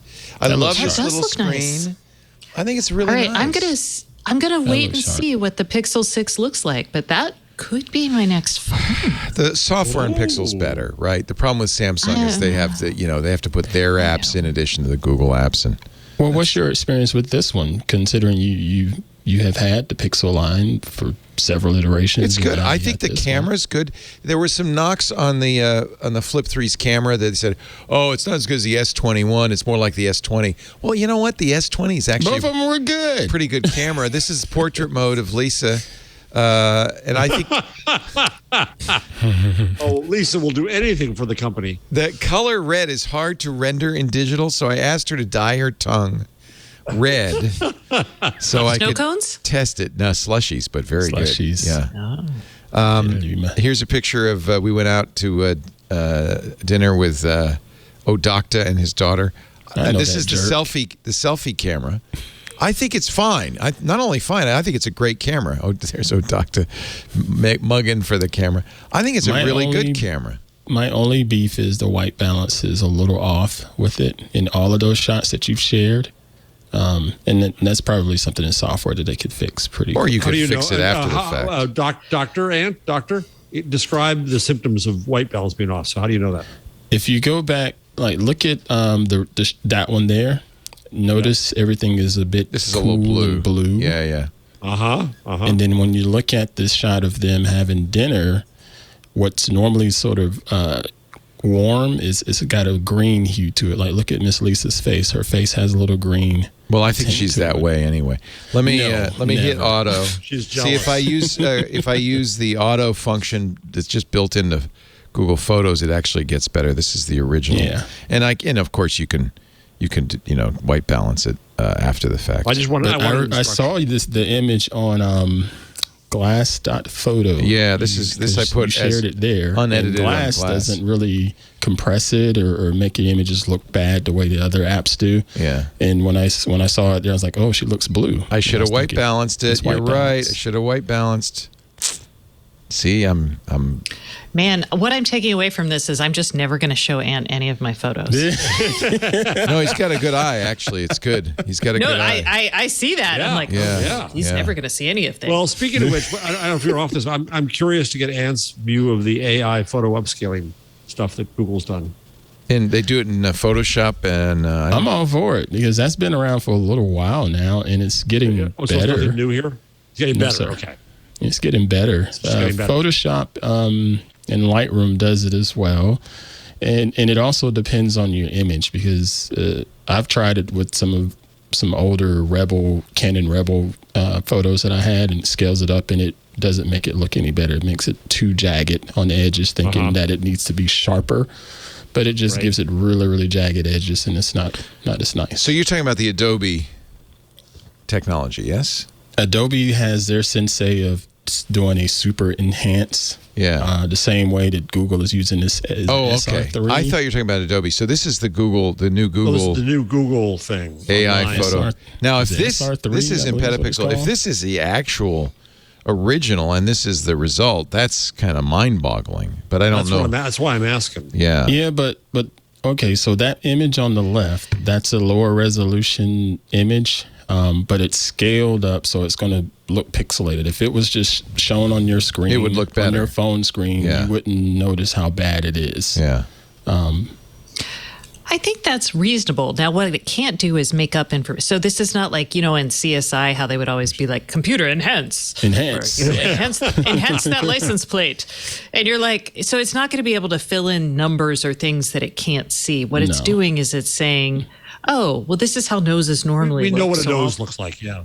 No, actually, it's more interesting than this is from the Google blog post, this SR3 technology. Oh, okay. The model is trained on an image corruption process in which noise is progress. So they start with a high quality image and they add noise progressively until it's only white noise, pure noise. So it's And artificial dumbness. it says this is what happens when we go in this direction, and it learns then to take reverse it. in the other direction. So it isn't saying that's what a nose looks like. It's actually saying, based on the degradations we've seen over and over again. So that's an interesting way to train. And I have to say, these examples Google's giving are pretty amazing. It's getting better. It wasn't. Are they? Do they have them on anything that's not faces? Yeah, they have pizza. pizza. When I was I'm having trying for it dinner in my tonight. examples, I tried it with some landscape images, and with landscape images, you get a lot of trees and whatnot. So there's detail with those leaves, and if you overdo it, it'll almost look like moiré and just like little razors. So you have to be careful with over sharpening. Also, with including the SR3 model and the cascading pipeline, they write, we also introduce a new data augmentation technique, which we call conditioning augmentation, that furthers improves the sample quality results of CDM. While the super resolution models in CDM are trained on original images from the data set, during generation, they need to perform super resolution on the images generated by a low resolution base model, which may not be of sufficiently high quality in comparison to the original images. This leads to a train test mismatch for the super resolution models. Conditioning augmentation refers to applying data augment. You might be right. It might actually know about noses. To applying data augmentation to the low resolution input image of each super resolution model in the cascading pipeline. These augmentations, which in our case include Gaussian noise and Gaussian blur, prevents each super resolution model from overfitting to its lower resolution conditioning output. So they're actually doing some wild stuff at Disney. Stacey, in the post that shows how it's upsizing a train, a pizza, a burger, a dog, various other Here things. you go. You can show this, John, because we can actually watch it happen. It'll cycle through various photos here. Yeah, this is remarkable. This is very much center, enhance, zoom, enhance, center. This is straight out of Blade Runner. In my experience, this stuff is working best for images that you shoot with a high ISO, meaning you shoot somewhere that's really, really low light, but yet you still want to get some details without a bunch of grain and noise. I've seen better effects with that because I've shot some sports here with the hard heads and whatnot, and it's just those field lights, so it's dark out there. And I tell it to enhance it, and it does make it look way better than what it originally looks like. So are you able to use this technology, or are you using Adobe or somebody else? I'm using Adobe's. It's pretty much the same. They're both sharing notes. Because this isn't new. This has been at least since like 2017, 2018, somewhere in that area.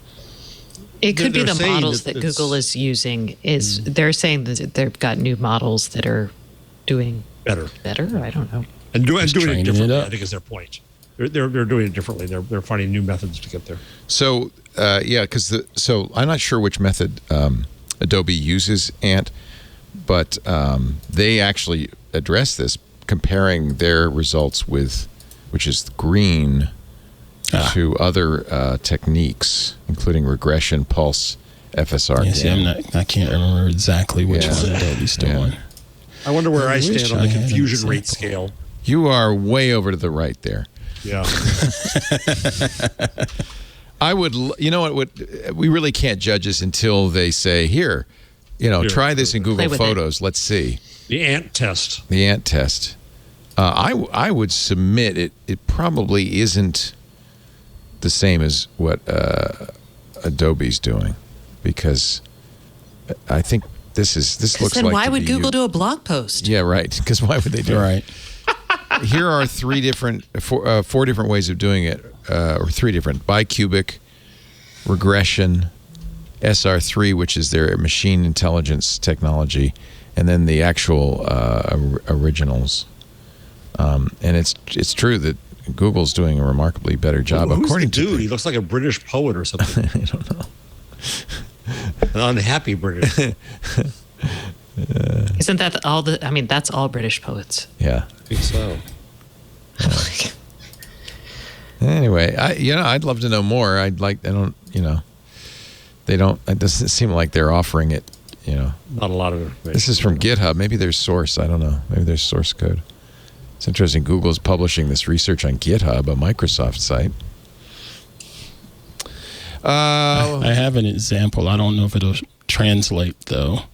So this is in Adobe's. Go to his screen. This is in Adobe's Photoshop or Lightroom. This is in Lightroom. This is Lightroom using that enhance, and this is the enhanced version of it. Yeah, I think they're using other techniques like bicubic. I don't think they're using Google's GAN or AI stuff, ML stuff. Yeah, see, the original is definitely softer. Yeah, I agree with you. I've used Lightroom's enhance as well.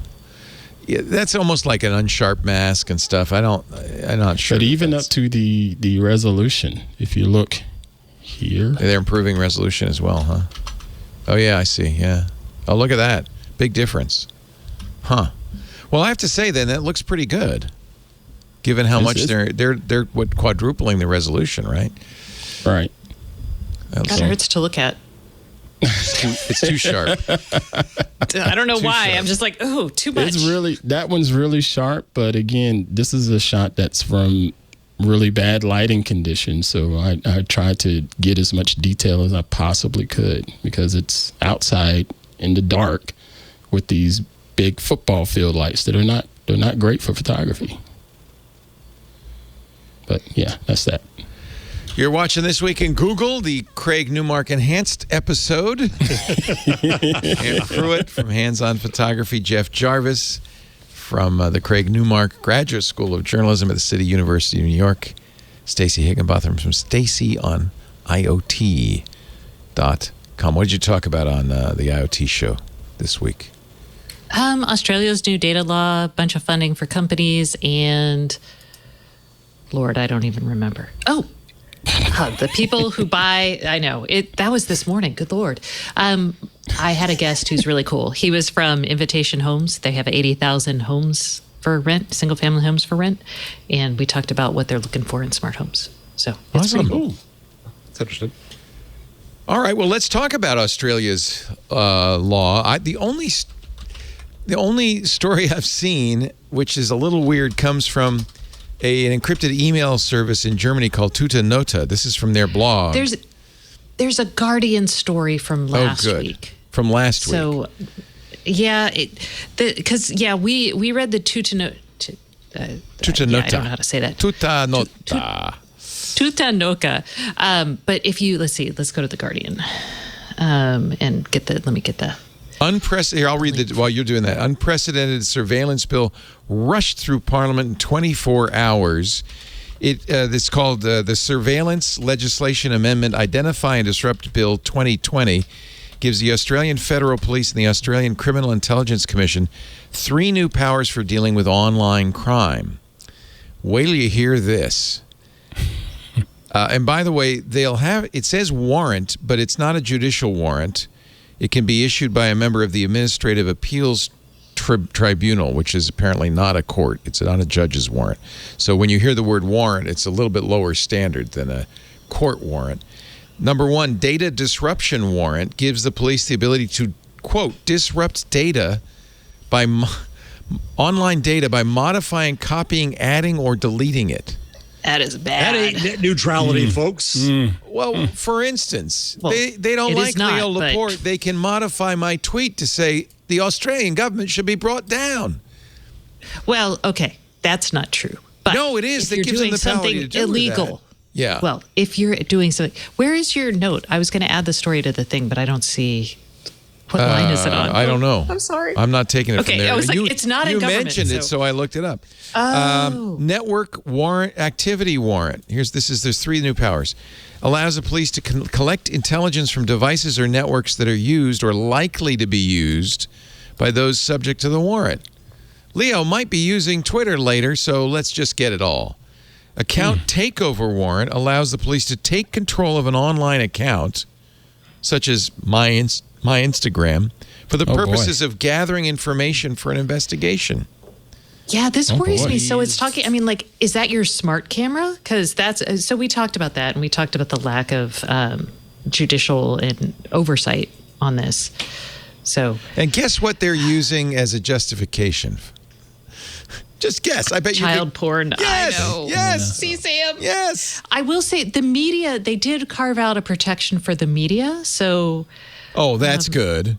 they won't take Murdoch- over your Murdoch account demanded it. necessarily. Murdoch's in charge. Yeah. This is These, my Yeah. friends, these are the fruits of, get ready, Ant, moral panic. yeah. Wow. This is Yeah. where you go. This and the horrible Canadian legislation. These are otherwise smart countries who are doing awful and dumb and destructive things to free speech. China doesn't surprise Would you me, not? but Would you these not countries- argue instead of moral panic, it's just lobbying by self-interested corporations and parties? It's made possible. Good point, Stacey. But it's made possible because the atmosphere of moral panic justifies this. It's, as somebody said work? on Hacker News, years of Rupert Murdoch propaganda Exactly. Yeah. against and then big I tech. hope we'll deal next with Canada because it's bad all around.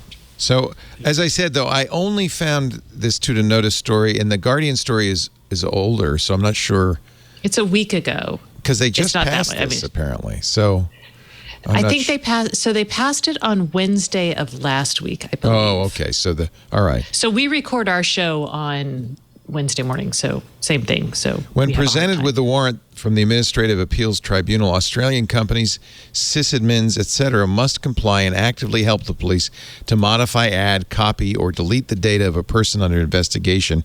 Refusing to comply could have one end up in jail for up to 10 years, according to the bill. Required hacking activities could include altering, copying, and deleting data, intercepting and modifying communications, surveilling networks, and changing account credentials. If you trust the police, you got nothing to fear. And they've tried to force backdoors into all encryption in Australia. Yep. And meanwhile, Yeah. Germany is telling you if you take down content because it doesn't meet your community standards, but it's also illegal, you have to dime the user and decide whether it's illegal, and you dime them, which is going to do a lot for trust. And Canada is demanding the platforms report to law enforcement. I'm a Joe Biden Democrat, but I'm going to sound real libertarian right now. This is the problem with government interfering in speech. Well, and in fact, Tutanota quotes Angus Murray, who's chair of the Electronic Frontiers Australia's policy team, saying this is now a regime in Australia where we have conferred power on law enforcement agencies to hack Australians and potentially overseas persons' computers, and to take over accounts and modify and delete data on those accounts. Australia doesn't have constitutionally enshrined rights to political speech. They don't have a First Amendment and other human rights. But if we're going to give law enforcement these powers, that should be checked and balanced against a human rights instrument at a federal level. There needs to be some... And transparency. I'm going to bet they can do it and you won't know they've done it. Yeah. Here's another copy of the story from Information Age. So this is an Australian Information Age. So. Oh, and this was passed on August 25th, in Yes, case you're wondering. That's right. Yeah. That was a week ago. Can we go to the Canada one too? This is by Daphne Keller, who is a brilliant academic at Stanford, working for the Cyber Policy Center, which, by the way, Craig funded. It's Craig Day. And she goes through the problems with Canada's proposed regulatory framework on harmful content. She says something terrible is happening in Canadian internet law, and the people who care in the rest of the world are mostly stretched too thin to pay attention. Her post is on the rundown. Michael Geist, who I know well, is a Canadian professor of law who's very active in this. She says this is a thread listing some of the law's problems that identified by Michael Geist and flagging a few resources showing where the law's major human rights problems exist. So it requires a 24-hour takedown provision, which we know from Germany means that too much gets taken down because you don't have any time to do anything wisely. You have no time for due process. You have no time for notification, though oddly, of course, Germany is now demanding that you notify within that period as well, but we'll get to that later. Proactive monitoring and filtering, which means that it's not just reported to you. They've got to go and find this stuff or their ass is grass. Platform reporting to law enforcement, which I mentioned before, which is what Germany is demanding too. They're all wanting the platforms to dime their users. Sweeping regulatory powers, well, that comes along for the cost of the party here. And then ISP blocking. This is Canada. This is sane, nice Canada. This is Matthew Ingram's Canada. This is nice people. This is what moral panic. This is what the fear enables. You're right, Stacey, that's not the beginning. But if you've created this atmosphere through media's coverage against the internet, oh my God, it's all awful. It's a cesspool. It's terrible. Everything awful is happening there. It's ruined society. Then it's easy to pass these laws. We should point out, at this point, it is not a law in Canada. The government says it's taking comments until September 25th. But Michael Geist points out, given the framing of the documents, it's clear that this is little more than a notification of the regulatory plans, not a genuine effort to craft solutions based on public feedback. So really, it's not even a law. It's a regulation. Yeah. And then online, in the UK, you have the online harms. Harms, yeah. It's just spraying all around the world. And we're going to end up with with many Chinese internets. Yeah. So that's my fear. All right. Well, it's happening everywhere. It's depressing. And if you say, well, it's Canada or it's Australia, my email provider is Australian. They would be subject to this. So I am subject to this as a result. Who is your email provider? Fastmail. Oh. Which I recommend. It's wonderful. And one of the reasons Tutanota is writing about this, and I have a Tutanota account as well. They're like Proton Mail. They're one of a number of end-to-end encrypted email providers. In my opinion, those are contradictory concepts because email can't be end-to-end encrypted by a provider. You have to, if you want to end-to-end encrypt it, you have to encrypt it yourself. PGP? Using something like PGP, which is very hard. Or work in a closed system like MCI Mail was. Yeah. You could have, well, if you're sending from Proton Mail to Proton Mail or from Tutanota to Tutanota, it's end-to-end encrypted. But as soon as you send it to a third party, let's say I send from Tutanota to Gmail, all I can really send you is a link that says, I've encrypted this. You have to go to this link and to read it. And even then, there's no key exchange, so it's not as... I think it's my position on this is a mistake to assume email can ever be end-to-end encrypted unless you're doing it yourself. If you really want private messaging, go to Signal or some other system, not an email system. But a lot of people use Proton Mail and Tutanota, and as I said, I have accounts on both. But I thought you had mentioned Proton. yourself. Tutanota is the same as Kevin Proton. used Proton. Yeah, Proton's Swiss, Tutanota is German. Both countries have so far some good Well, privacy Europe has laws. so like what Australia is doing here would not be legal under GDPR. It violates some of the precepts about owning your data and being in control of it. So it's really interesting. Yeah, I think Amazon is building a live audio business. more competition. Or maybe they can buy you. Darn it! Oh, yes, I love Amazon. Would you like to work for Amazon, Leo? Amazon's efforts, which are led by Amazon's music division, include paying podcast networks, musicians, and celebrities to use you're a celebrity. Their Clubhouse-like feature for live conversation shows and events. They own Twitch. Yeah, they own Twitch, but they're doing it through Amazon Music, which is interesting. Here's my opinion on all this, because Spotify's even bigger. But I think it's... So it was funny, we were talking about music exclusives, which was all the rage for a while. Remember, Apple had all these, Taylor Swift's album released on Apple first. And what the record labels and the artists realized Tidal was the other one. Yeah, Tidal did it. They realized it's a terrible business model. If you're releasing an album, it is far better for you to release it everywhere than to release it on an exclusive platform, at least even for a short period of time. It cuts into sales. Yep. And it's always been my opinion that if we are a podcast that wants to reach as many people as possible, it'd be nuts for us to say, oh, yeah, we'll give an exclusive to Amazon or Spotify or anybody else. However, if Amazon wants to give me a lot of money, all of that. Yeah, exactly. Hypothetical. Did you say you want to retire from Amazon? Look, Amazon's not a big spender. They bought Wondery for a mere $300 million. We'd cost at least twice that. But I'm willing to deal. It's hysterical. Clubhouse said Sunday users create over 700,000 live audio rooms every day. Who cares? I have not touched it. Who cares? I was just talking to somebody today. You remember Clubhouse? Who cares? Wasn't that going to take over the world? Yeah. I've joined in on maybe 2, but I get a gazillion notifications for it because for the longest I didn't even know they had an Android version of the app. They didn't for a long time.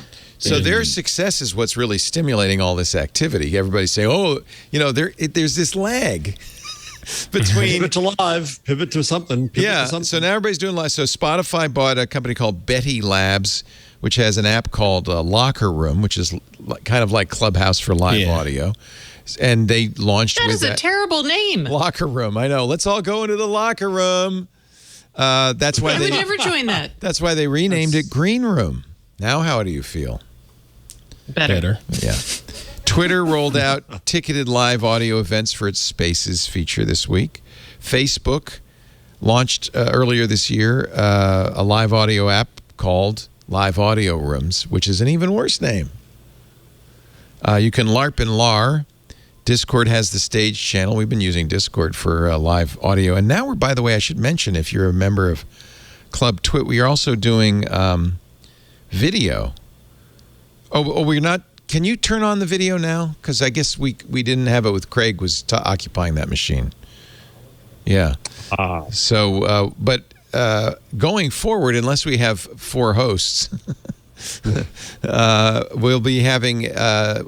We've always had the stage, which is live audio, and we still have we have a stage up right now.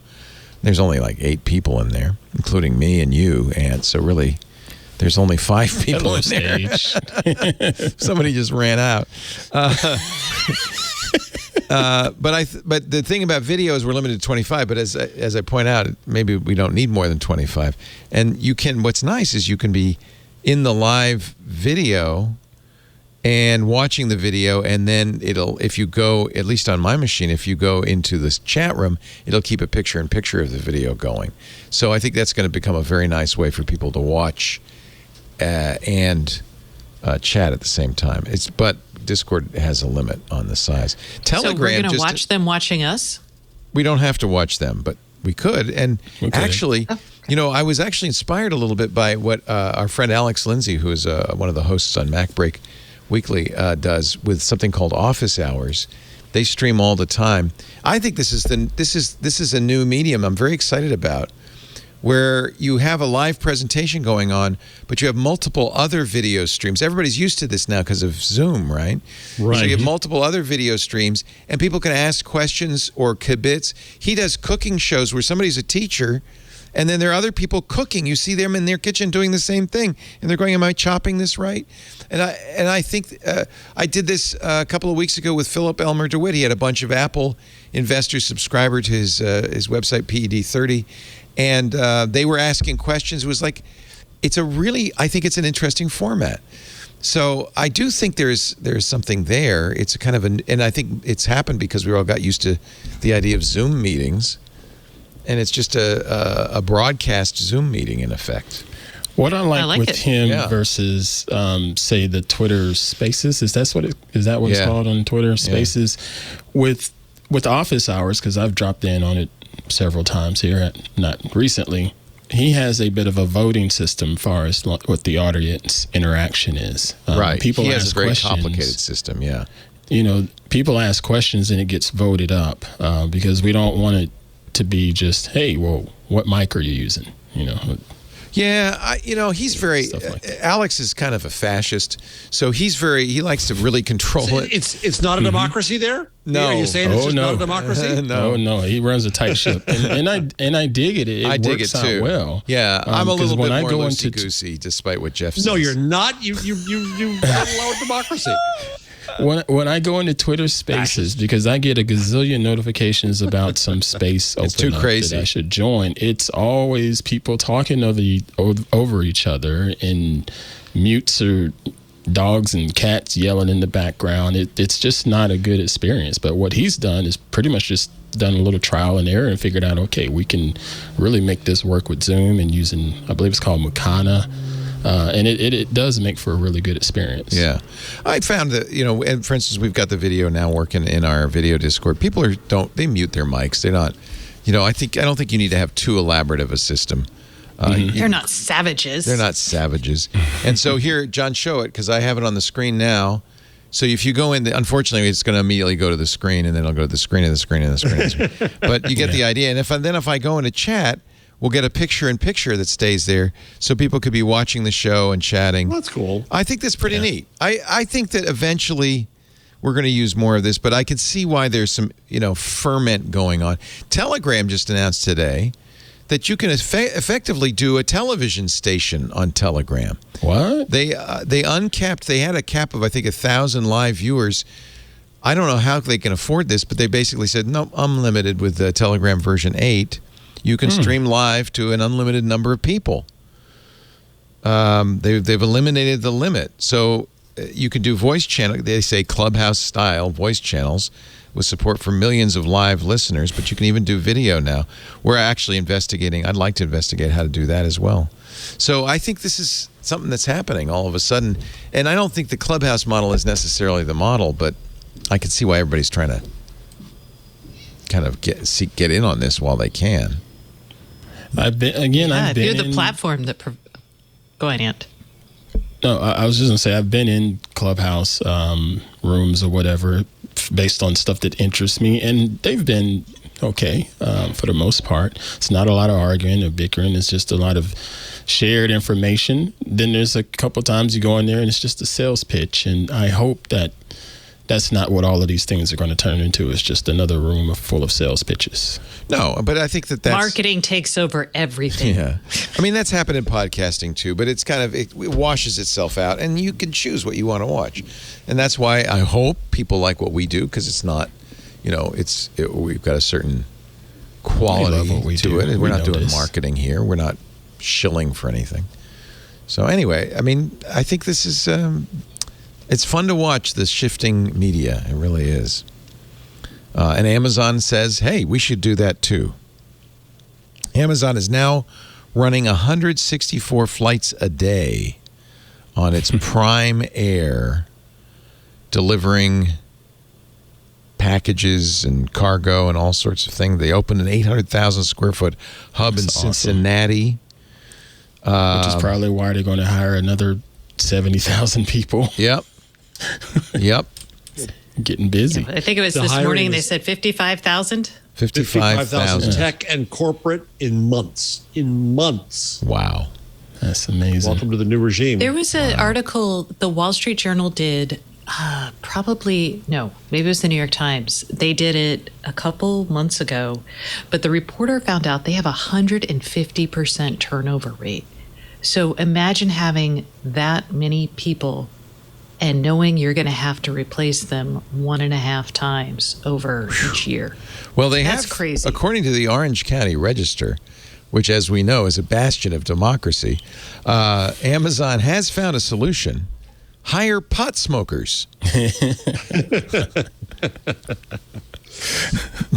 thought that was hilarious. The company is suggesting that contractors prominently advertise they don't screen for marijuana use. Of course, we're in California where it's not illegal to use marijuana. Right. I saw that story in 80 places, and then I saw that headline. Yeah. They're only testing for drugs like opiates and amphetamines, and they found that when they do that, more drivers pass. Yes, because it's legal to smoke pot in California, and what you do at home after you're driving is fine. It's up to you. Yeah. I don't know if that headline is exactly the. No, it was a little much. I don't know whether it was tisking or funny. I couldn't tell. It's the OC Register. I think it's tisking. That's John Wayne's favorite county. I just want to point out. Yes. Well, it used to be. It's gone blue. It has gone blue. And you know why? Because all of these rich Republicans need people to cut their lawn. Uh-huh. And so the percentage of Latinx people in the population has gone to over 50%. Latino, sir. No, Latinx. Latino. There's a debate. There's a No. constant debate. We don't say Latinx? No, say Latino. I've actually confirmed this. Wait a minute. Confirmed it with what? The official Latino convention? I've asked a handful. Oh, well, that makes Latino people. Well, I'll give you. And every last one of them, because this is how I phrased it, and this is probably going to sound bad, but I said, I keep hearing Latinx, and I swear it just sounds like some white person just made this up just for the heck of it and trying to make an issue out of something. What do you prefer? And I said, do you want to be called Mexican if you're Mexican? Yes. You want to be called Hispanic? Well, yes, absolutely. Latino? Well, Hispanic is a problem too. Right. And every single one of them said Latino is perfectly fine. Every single one of them. I will see your 5 friends and raise you a colleague who wrote about this in the New Yorker. Word. Which is the bastion of Latinx readers. Go ahead. Well, but she's Graciela Moshkovsky from Argentina, and she heads she started our bilingual journalism program at the Craig Newmark, and started the Latino Media Initiative and our Center for Community Media. Graciela is an expert. So she says in the New Yorker, line 148. Wow, it was already in there, huh? We knew we were going to have this conversation. Hey, I have power. I can summon Craig Newmark. He is fast on the link. Yeah, Stacey's going to get, you were Googling during the show? Hey. No, what does Graciela Machkovsky say? Machkovsky. I'm trying to remember exactly. She's going through the history of it, and she basically she says it's okay. She uses it too. We use Latino. She primarily uses Latino. So I agree with you. So we used to. So it's the same thing with divided. The point is, it's the same thing with black people, and I respect that. I think it was Micah said, "Please don't call me African American. I'm black." I'm a black dude, and I think dude. that's fair, and that's fair. And certainly, if a majority of, I mean, we used to say Hispanic, and then people said, "Well, it's not really Hispanic, right?" Because if you're from Latin America, you may well have Indian roots, not Spanish roots, right? So I guess Latino was to reflect Latin America, and then people said, "But wait a minute, female Latinos or Latinas." So I've been saying Latinx just so it doesn't say male or female. It's just a Latino or Latina. That's why I use Latinx, which according to a Pew poll, less than 25% of the people whom the term claims to name have even heard of it.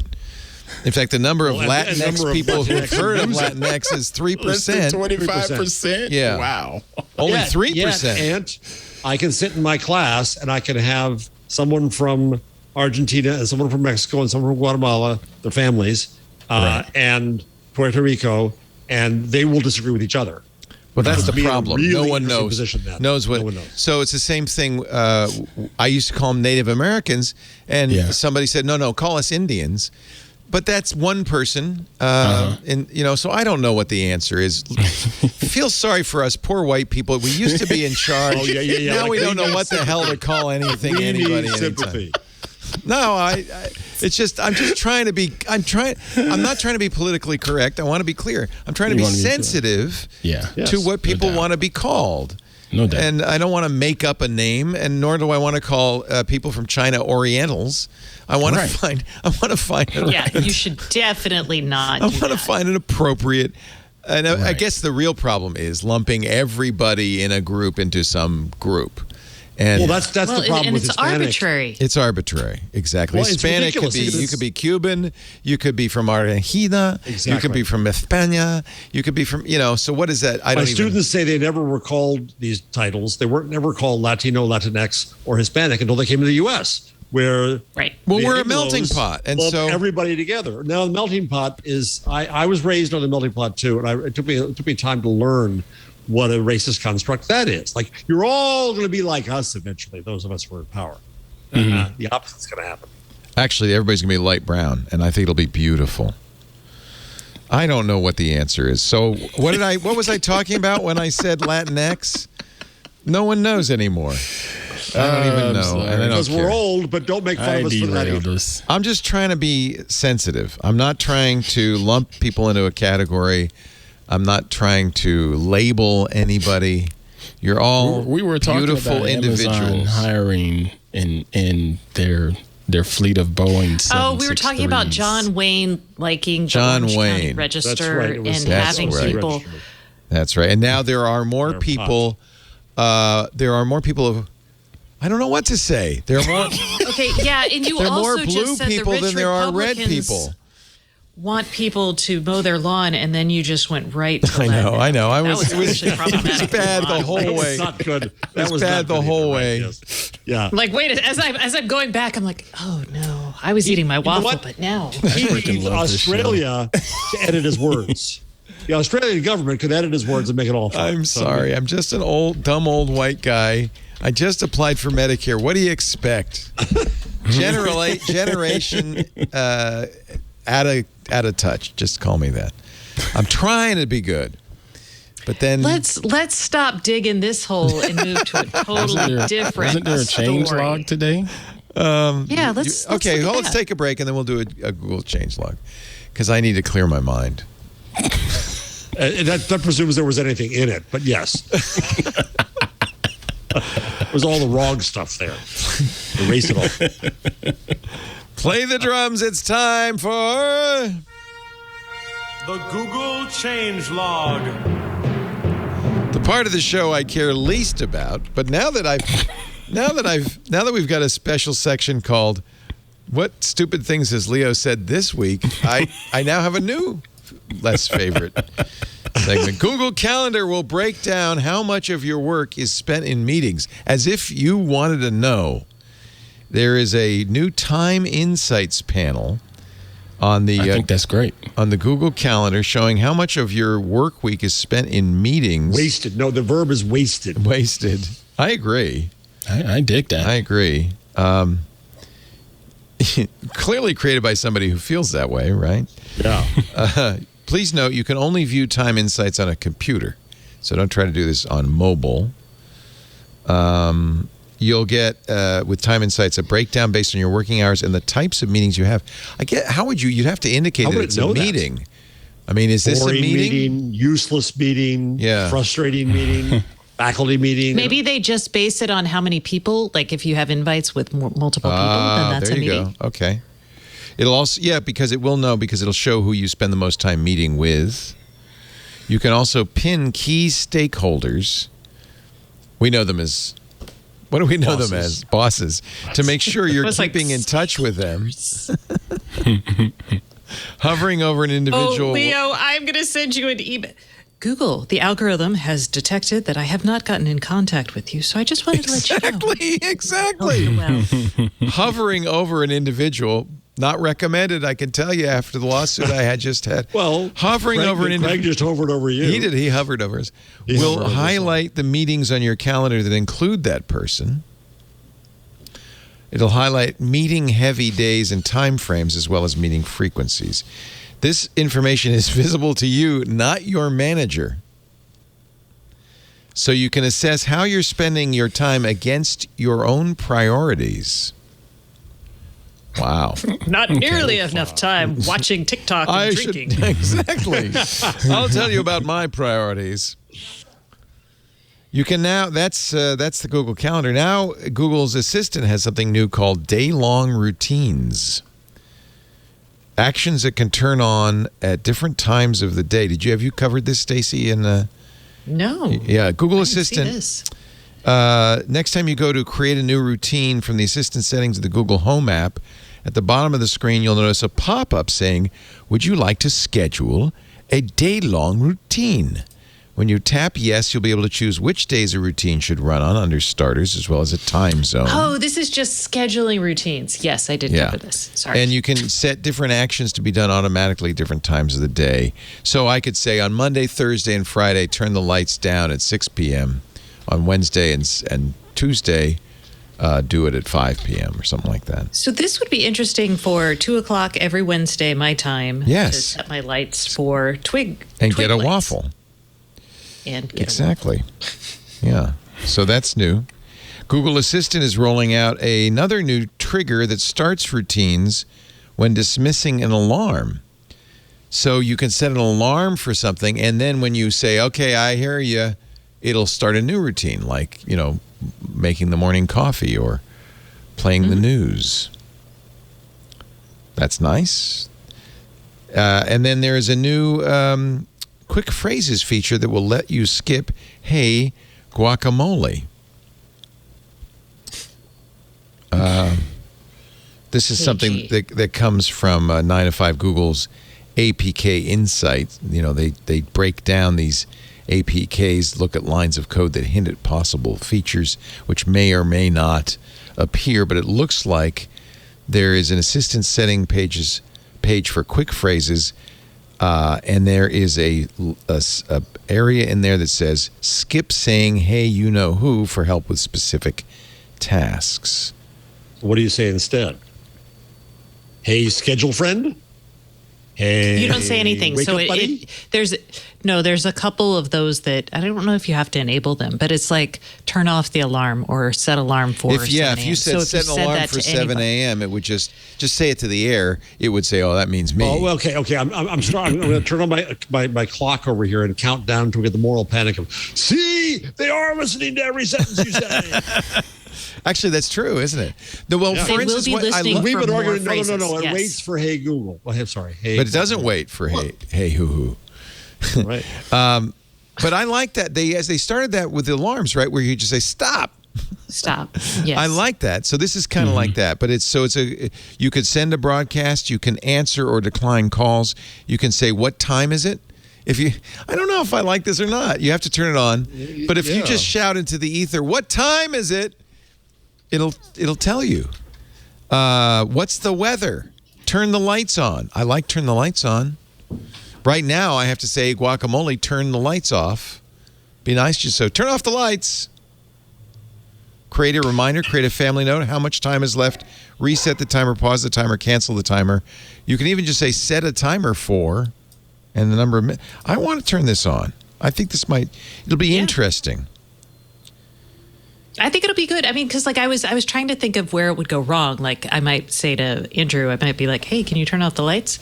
But Right. either way, if the lights If get the turned lights off, are getting I don't turned care. off. Who cares? Who needs a husband when you have Google. a Google? Guacamole. Yeah. Well, and usually what happens when I ask Andrew to turn off the lights, he'll turn to the available assistant. Hey, turn off the lights. So Well, My of course, worst- because it's the great irony that it's like you did this to us, Stacey. So I'm going to do it. How would he not do that? He has to do that, of course. it's irony. like he's standing right at the switch, like it's right there, and he's just like, No, but no, this is like sub. no, he just doesn't know how to turn switches on and off anymore. That's the issue for me. He doesn't even think of buttons anymore. None. You've trained him. I know no buttons. I will push no button before it's time. Google has added shipping and return labels to product listings in search and shopping tool. Which is interesting, I think, because it tells you going in how much you're going to pay, can you return it, that kind of stuff. It's by label doesn't mean you get the label; it means it labels them, which I think is a pro-competitive move versus Amazon. Because in the work we've done around newspaper media companies getting into commerce, BuzzFeed and newspapers and so on, one clear lesson is Amazon Prime sells stuff. If the listing at the newspaper at Wirecutter says this thing comes with Amazon Prime, people are far more likely to click on that because they've already invested in Prime and it's free shipping and they know what that means, and boom. And now from the listing, if you can see that, oh, it's also free shipping. Oh, the return policy is good. I wonder if that's going to have an impact on Amazon. You know what? That's a good point. I wonder if that's why they're doing it. That's very interesting. Have you do me a favor, Ollie? Open your Google Photos, because there are new AI generated albums in there, and I'm just curious what you see. I see sand and sea, which is interesting. Spotlight on Leo Laporte, my favorite.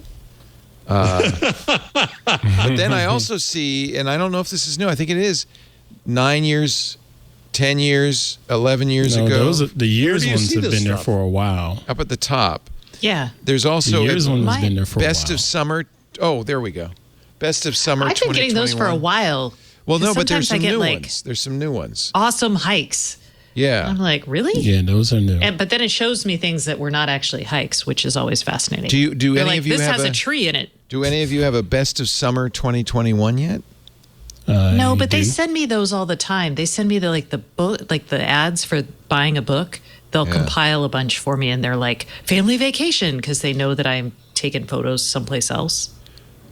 This is the sand. Love that shot. Sand and sea. Man, that was a great shot. Yeah, all of my best pictures are of Lisa. Isn't that interesting? All of them. I'm not kidding. I have a picture of the mold that was made by the podiatrist today for my new orthopedics. Wow, I don't think I need to see that. Here's the best of your podiatric mold. Yeah. 2021. I actually have a picture of a pediatric mold because we have a mold of my daughter's head. Oh, from why? when she was a baby. Did she have a weird She head? had she had a flat head. But that's so we had normal. a little round. It deforms. Baby skulls Yeah. are soft. Mine stayed flat in the back. Oh, really? Well, that's now two that things wouldn't you've learned happen. about me. Now they make you pay money and they stick like a little helmet on your baby. Oh, I've seen that. Did you Serious? get a baby helmet? Such a crap. Yeah, she had a baby helmet. So she'd have a round head? See, this is the kind We of always joke discrimination that- I think we have to fight. I'll be honest with you. The flatheads, we got to unite. Yeah. I'm like, Anna, we can shave your head and it's gonna look amazing because We paid a lot of money for it to A be lot of money perfectly for it's round. Perfectly round. You have a round head. But baby, And it's has normal a for nicely baby shaped skulls head. to be deformed because the bones are soft initially. Plus, they have the little hole in the top so that, I like Ant's head shape. I used to be called Bullet Head as a kid. Let's see there. Let's see back the bullet. in the days. It's not much of a bullet now. Yeah. No, it's a good shape. Good It's shape. I've gained shape. weight, but Well, I don't think your skull in your skull shows weight. Yeah, you No, get I a used little. to- You can get my fat neck. on your neck. Do you and have stuff. head Yeah. fat? Okay. yeah, your neck. That's my neck has gotten bigger. So Oh, that's because you it's- lift. You got a big, thick lifting neck. God, I saw Ish. his guns on Sunday. You get What? You have massive biceps. They're gigantic. That was such a fun show. Yeah, we were trying to prove that Ant and Owen J.J. Stone were not the same person. I don't know if we've convinced anyone, though. Let's see. Hey. All right. You can be glad, Jeff, you didn't buy the new Pixel Buds A series. There's already What is it a up to? firmware update to fix the volume bug. Jeez. Ooh, no. I just can't get this right. Well, the problem is my whatchamacallit, the one you love. Yeah. The right one has no volume. Oh. The Jabra. So I was literally. No, you about take them to order. back. They will give you more. They will fix that for you. Really? Your Jabras? Yeah, there's Where do like I all take kinds them of back warranties to? on that. I can't remember where I bought You them. just. Oh, well, let me see. Do you Yeah, have the there's app on that. your phone? Oh. All right. I feel that, like, I register. If you have the app, let's see, Jabra support. Put the app on your phone. You can contact support right there from the app And just and say, say my left headphone doesn't work. my left head doesn't work. Whichever, whatever doesn't work. Just tell them. I've got lifting neck. I need a new head. Thank you very much. I have flat feet. Is that what's wrong? Is that why you have a podiatric brace? You have want to flat know? feet? You asked. I got hammer toes. I got flat feet. I got. Oh my goodness. bone Okay, we gotta go. spurs. I'm old. This man. is just going to be. We've gone from Medicare to Jeff's foot problems, and I'm done with You it. know what I did today? I ordered a special orthopedic pillow. No. Not from My Pillow, I hope. No, Miss but it wasn't. Stacy, It was an We Instagram are ad. old-ish. It was an fortunately. Instagram ad. I know we're Oh, no. oldish, It's but man. it's a special pillow for people whose shoulders hurt them when they sleep. It raises you up so you have room for your shoulder. I don't know. I don't know how people with shoulders sleep. There's no good way to. I mean, I could sleep. Ant on my, has shoulders. yeah. How do you sleep on your back, looking straight up? That's at why. the ceiling? That's why he doesn't sleep. He has No, shoulders. sir. No, I can't sleep on my back. I can't sleep do it. somewhat twisted. It's weird. Yeah, me 'Cause If I too. just sleep on my side, it's like this. Yeah. on the Yeah, pillow, that's why 'cause you my need this shoulders are too special wide. pillow. No, I'm not buying into that gimmick. No. Well, you saw I'll that let on you know. Instagram. It may have been a mistake. It was an Instagram pillow. I'm sure it was a mistake. This is why I got off Instagram, and then they pulled me in again, and immediately I'm buying useless stuff. I need this Wait a pillow. minute. Clearly very lucrative for them. They're Look. like, get this guy back. An incredible invention that lets you look directly inside your ear. Why? Oh yeah, this is so you can see. I saw this ad. You can see your earwax on your phone. I don't understand. I don't understand Instagram. They're just, and I think they finally. It's because I bought the pillow. It's because I bought the pillow. They go, oh, we got one. We got a live one here. Sell them the ear camera. It's featured on the Kelly Clarkson show. Oh my Oh God. boy, I can't believe I was that. trying I to think find this the is pillow old ad. people. You're on old people Instagram. Oh, old. Yeah, you're right. Because look, now I can sit for hours in total comfort. Your bony butt. This ad. I hate you, Instagram. I hate you. I don't like what you're saying about me. Aegis. I hate you. This is from the Cushion Lab. It's Those are some millennial colors. I'm not going to lie. pretty Oh awful. man.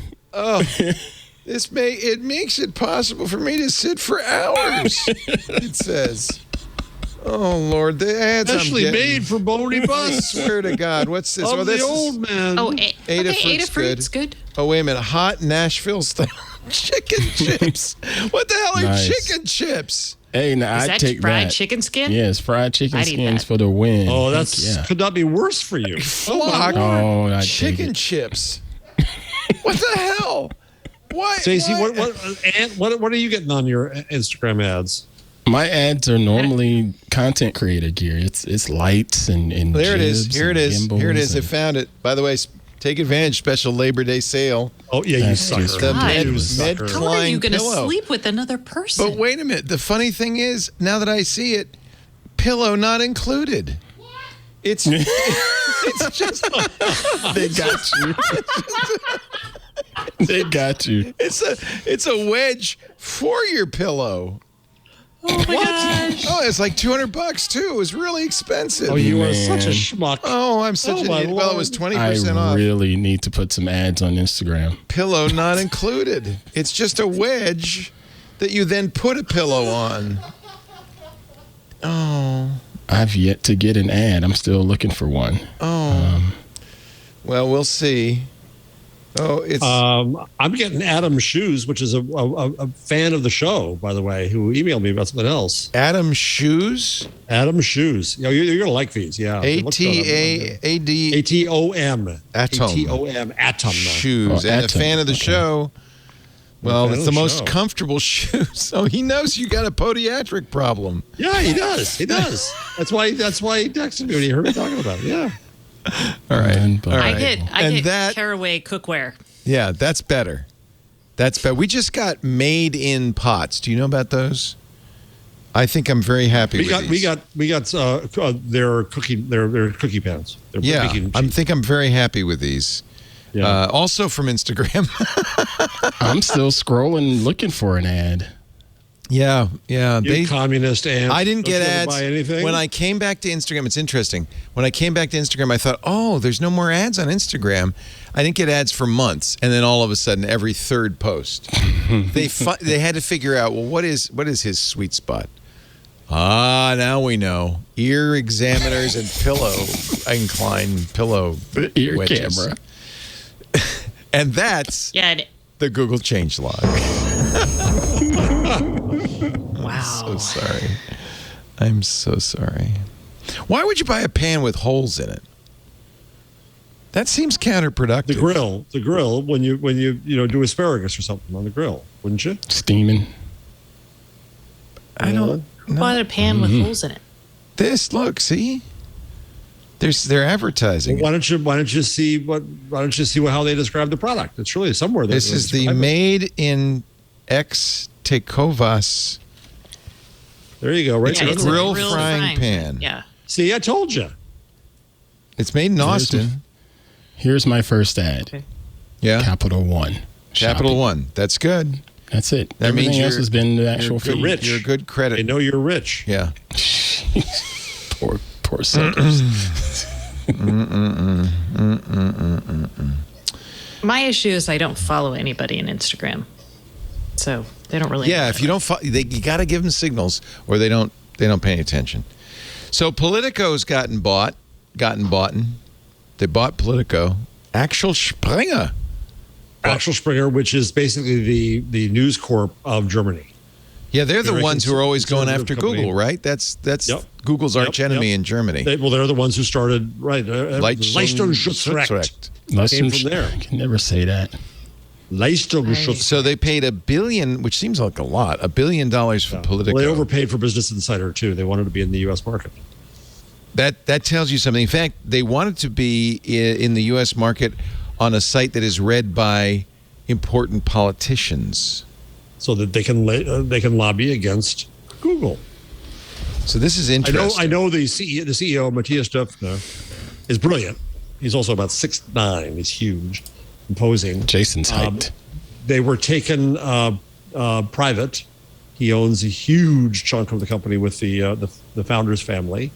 He's really smart, but it's a very conservative company. Build is kind of the tabloid of Germany, except that the pages are really huge, so the naked breasts can be even bigger. Oh, jeez. They own Bild, Welt, and Insider, but they also are 48% owned by Kravis Kohlberg Roberts, a U.S. private That's equity who took them firm. private. Yeah. So, it's interesting. Do you think this is really $1 billion to buy influence more than it is to buy I think to a great extent, yeah. And it's going to make, and Politico was already, in my view, politically problematic, and it's going to get more so. Politico was founded ahead of the 2008 elections by former Washington Posters with the aim to cover, according, this is coming from Reuters, to cover Washington and politics with the pace, analysis, and rigor of sports journalism. That's a little shot from Reuters. Salman Rushdie, you may remember, is there still a fatwa on Salman Rushdie? No, I think it got lifted. He wrote what was considered a blasphemous book about 30 years ago.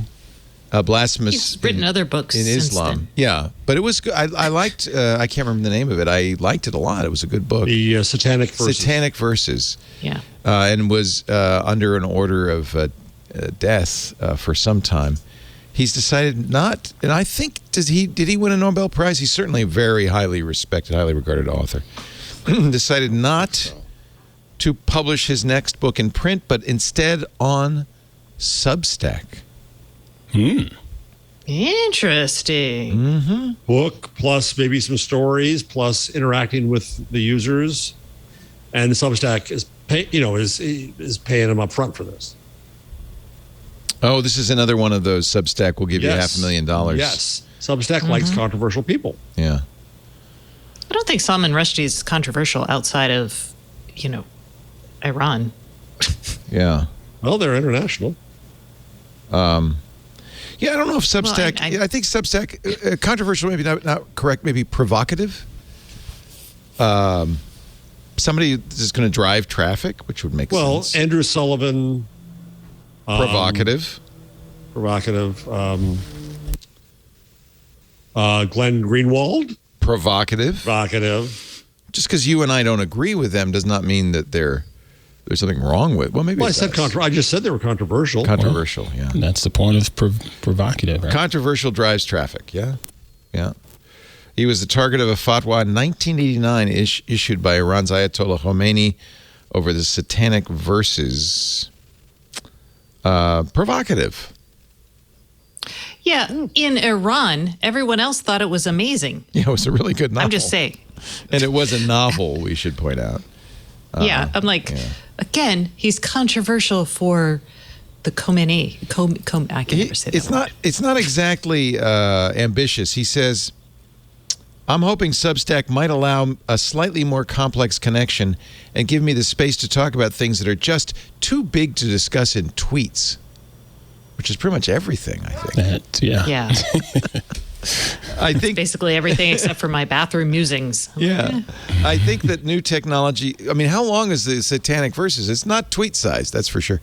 I think the new technology always makes possible new art forms, I would agree, and I think literature has not yet found its new form in this digital age. Whatever the new thing is that's going to arise out of this new world, I don't think we've seen it yet. You agree, Jeff? Yeah, I think it's a worthy experiment. I think that's all true. I think authors didn't interact with their users because their readers because they couldn't really. It was wearing, and my friend Paulo Coelho, the author of The Alchemist, huge numbers of books. Are you friends for real with him? My daughter reads all his books in Spanish and loves him so much. Oh, good for her. Wow, all the better. Well, she went to the Magellan Academy, as I've learned from Instagram. Twitter. Some social site. You're on there way more than you think. It's all the same to me. So Paulo's a wonderful guy, and he I wrote about this years ago. He pirated his own books because Right. he wanted to be in other countries, Right. and he put his own books up. And I asked him at one point whether he was going to interact with readers while he was writing a book, and his first response was no, I'm not going to do that. And then sure enough, he did. He was writing a book about fashion that had characters in fashion, so he went to his many followers and said, "I need some help here. Who's expert in this?" And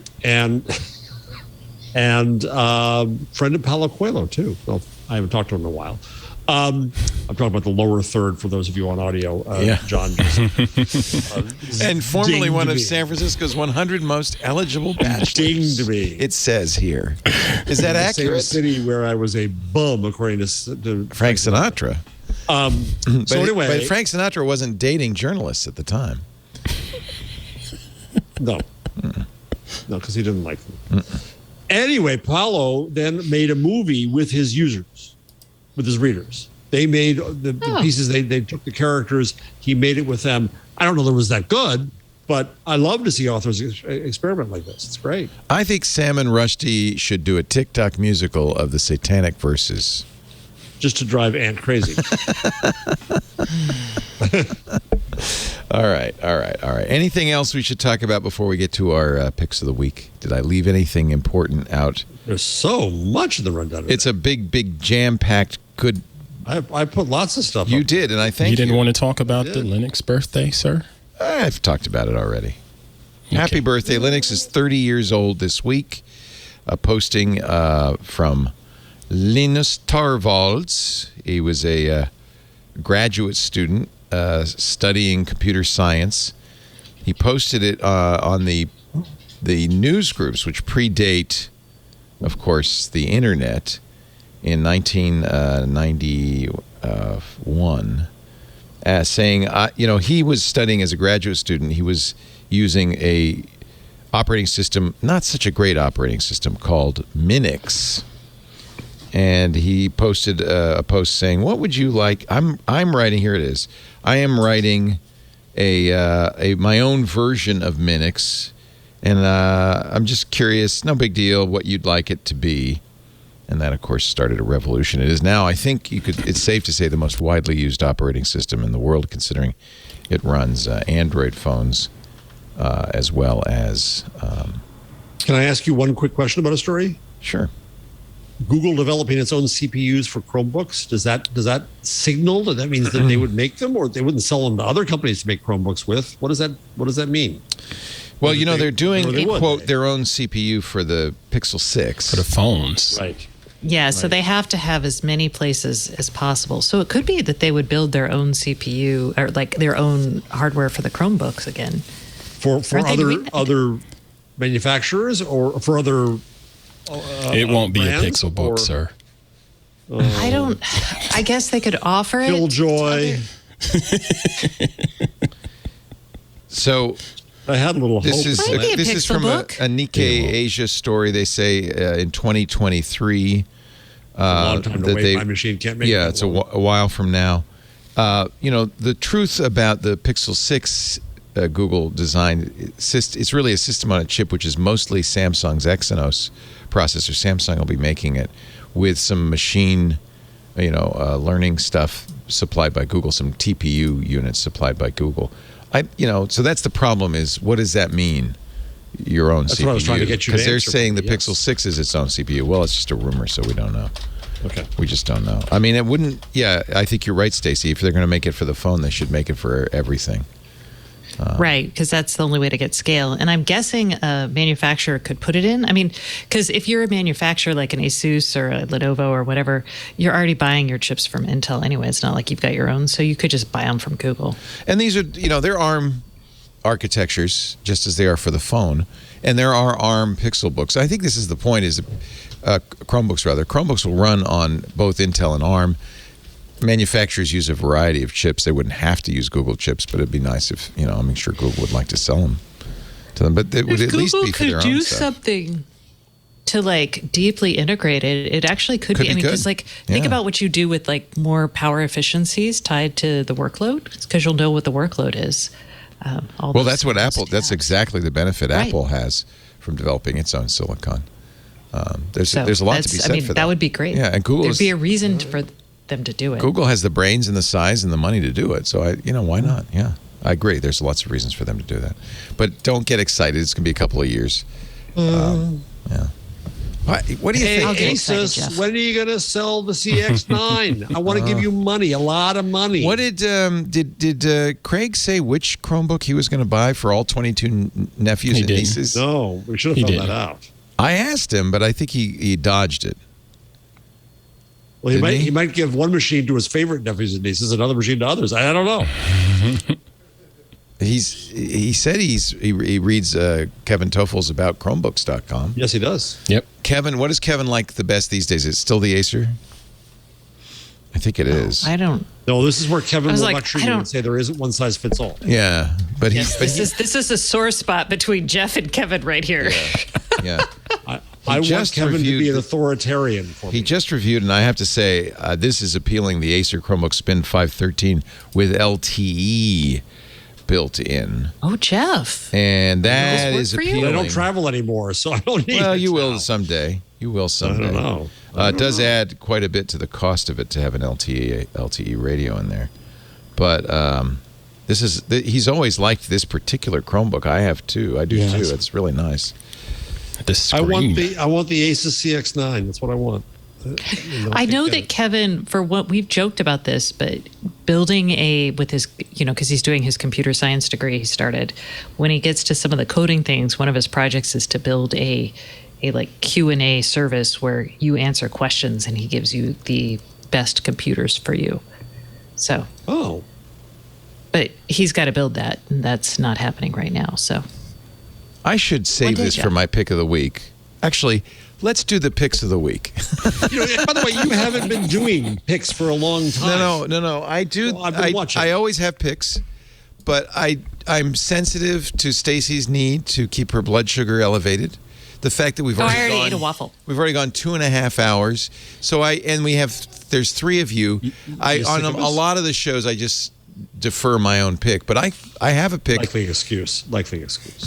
I'll give you a pick. And actually, I will give you this one this time because I think Kevin probably already knows about it. But if he doesn't, he ought to know about it. Kevin does a lot in Python. I think he's still doing Python. Yes. Mm-hmm. Yes. And he probably knows about Python's Jupyter notebooks, which are a really interesting way to combine prose and code in one thing. Google has its version of Jupyter notebooks that's free to use. It has a free Python interpreter built into it. It's called Colab or Collaboratory, and it's really, really cool. Plus, it's a great way to code Python on a Chromebook. You don't have to install Linux. You don't have to install Python. You can literally run Python from your browser. So I wanted to mention this to anybody who wants to study or learn Python. I'm a big fan of the notion that the legendary computer scientist Donald Knuth called it literate programming, of the idea that programming should be as much about writing the prose, the description of the code, as it should be the actual code. And that's kind of what Jupyter Notebooks and Collaboratory do. It allows you, and you get, by the way, with it, not only Python, but free access to GPUs. It's easy to share. It's free. They have a paid version, but you get machine learning with it. And you can see on this document right here, there's text. Looks like a regular website, but this is Python code, which you could press a button and it will run. And you'll get the answer right there. Similarly, you can have larger stuff that does visualizations, because that's one of the things Python is used for and Jupyter is used for, is data science. There's machine learning capabilities. It's done in Markdown and Python, which is really great. I think anybody who wants to learn to code, or is a Python programmer, or is maybe using Jupyter Notebooks, this is Google's version of this. And one of the things that's cool about it is it saves your notebooks into your Google Drive. So they're available to you anywhere you go. So here's a little collab I kind of made up for the book Python Crash Course. And I'm typing in both text and code, which is cool. So just there you go. See, I did a pick. Colab, colab.research.google.com, and it's free. And you get your own online, GPU and CPU and everything. I think it's a really neat thing that Google's done. and encourages good coding style. And now it's time for Stacey Higginbotham's thing. I'm going to take a page from Ant this week and recommend that if you can, and if it's something you feel comfortable with, donate blood. People are in dire need of blood right now. Yay. And I will tell you that I am almost to my 5-gallon mark. So very exciting. All right. I got my gallon pin and then I stopped because I thought that's more than enough. So there's frequent flyer clubs and frequent bleeder clubs? Yeah, Red Cross gives you a little plastic pin. Wow, I didn't know that. Yours But is the point gold. is, oh, I mean, nice. The point is that, if you can and it's something you're comfortable with, we always talk about like wanting to do more for people. This is something that you can do for people in like 40 to 45 minutes. You can listen to a podcast the whole Don't time. be scared. It's very easy to do. Yeah. No doubt. So good call. People forget about it, but just go. It's really important. Okay. I feel so strongly about this. So if you can, donate blood. They're in really desperate How many need. pints in a changed a lot of the gallon? rules. There are 8 pints in a gallon. So you donate a pint at a time, right? So that means you have donated 40 times. That's great. That's really great. Yeah, and you can only donate like 4 times a year. So I've been at this a long Yeah, time. you have to do a long time. This guy has donated 27 gallons. Dear Lord. Pretty amazing. Yeah. I may not make that. But the point is, get out there. It's something easy you can do that really does have a big impact on others. Very, very cool. I agree. And how can they find out where to donate? Is there a place?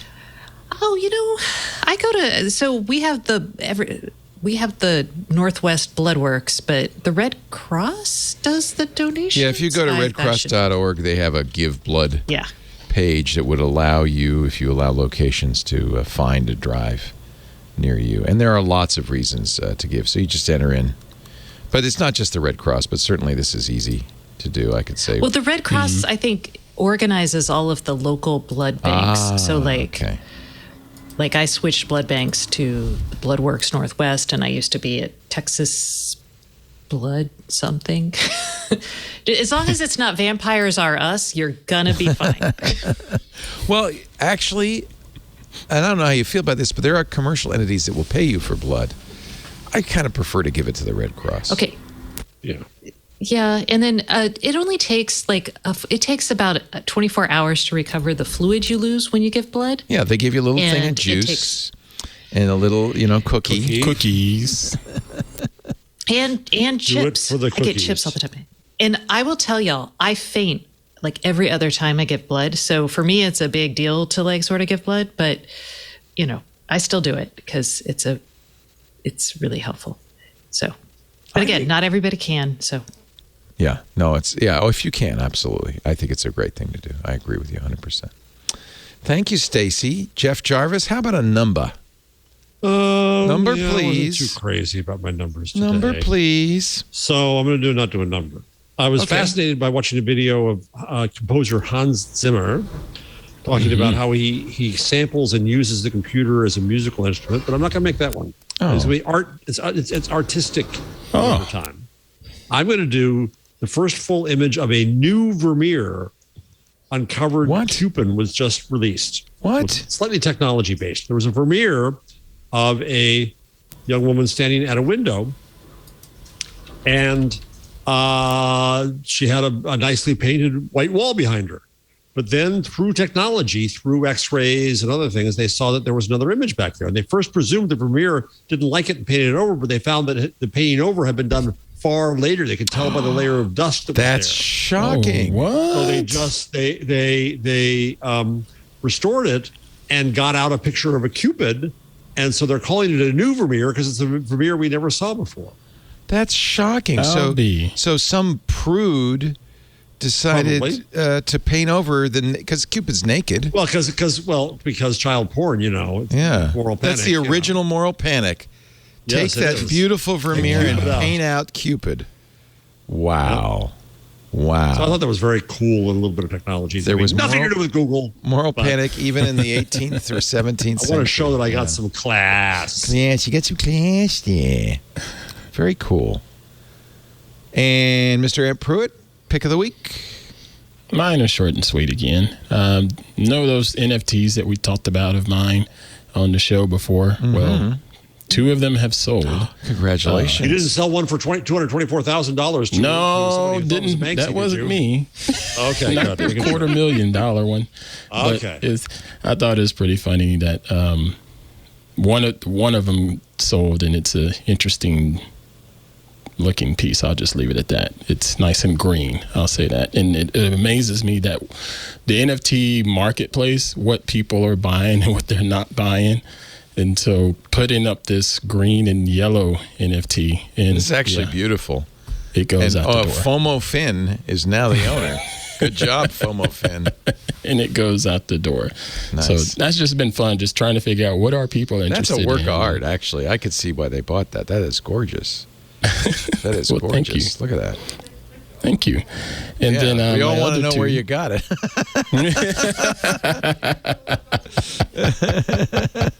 I will say it's not mine. I'll just say that. Good. There you go. Really? Is that natural? Is that how it looks naturally?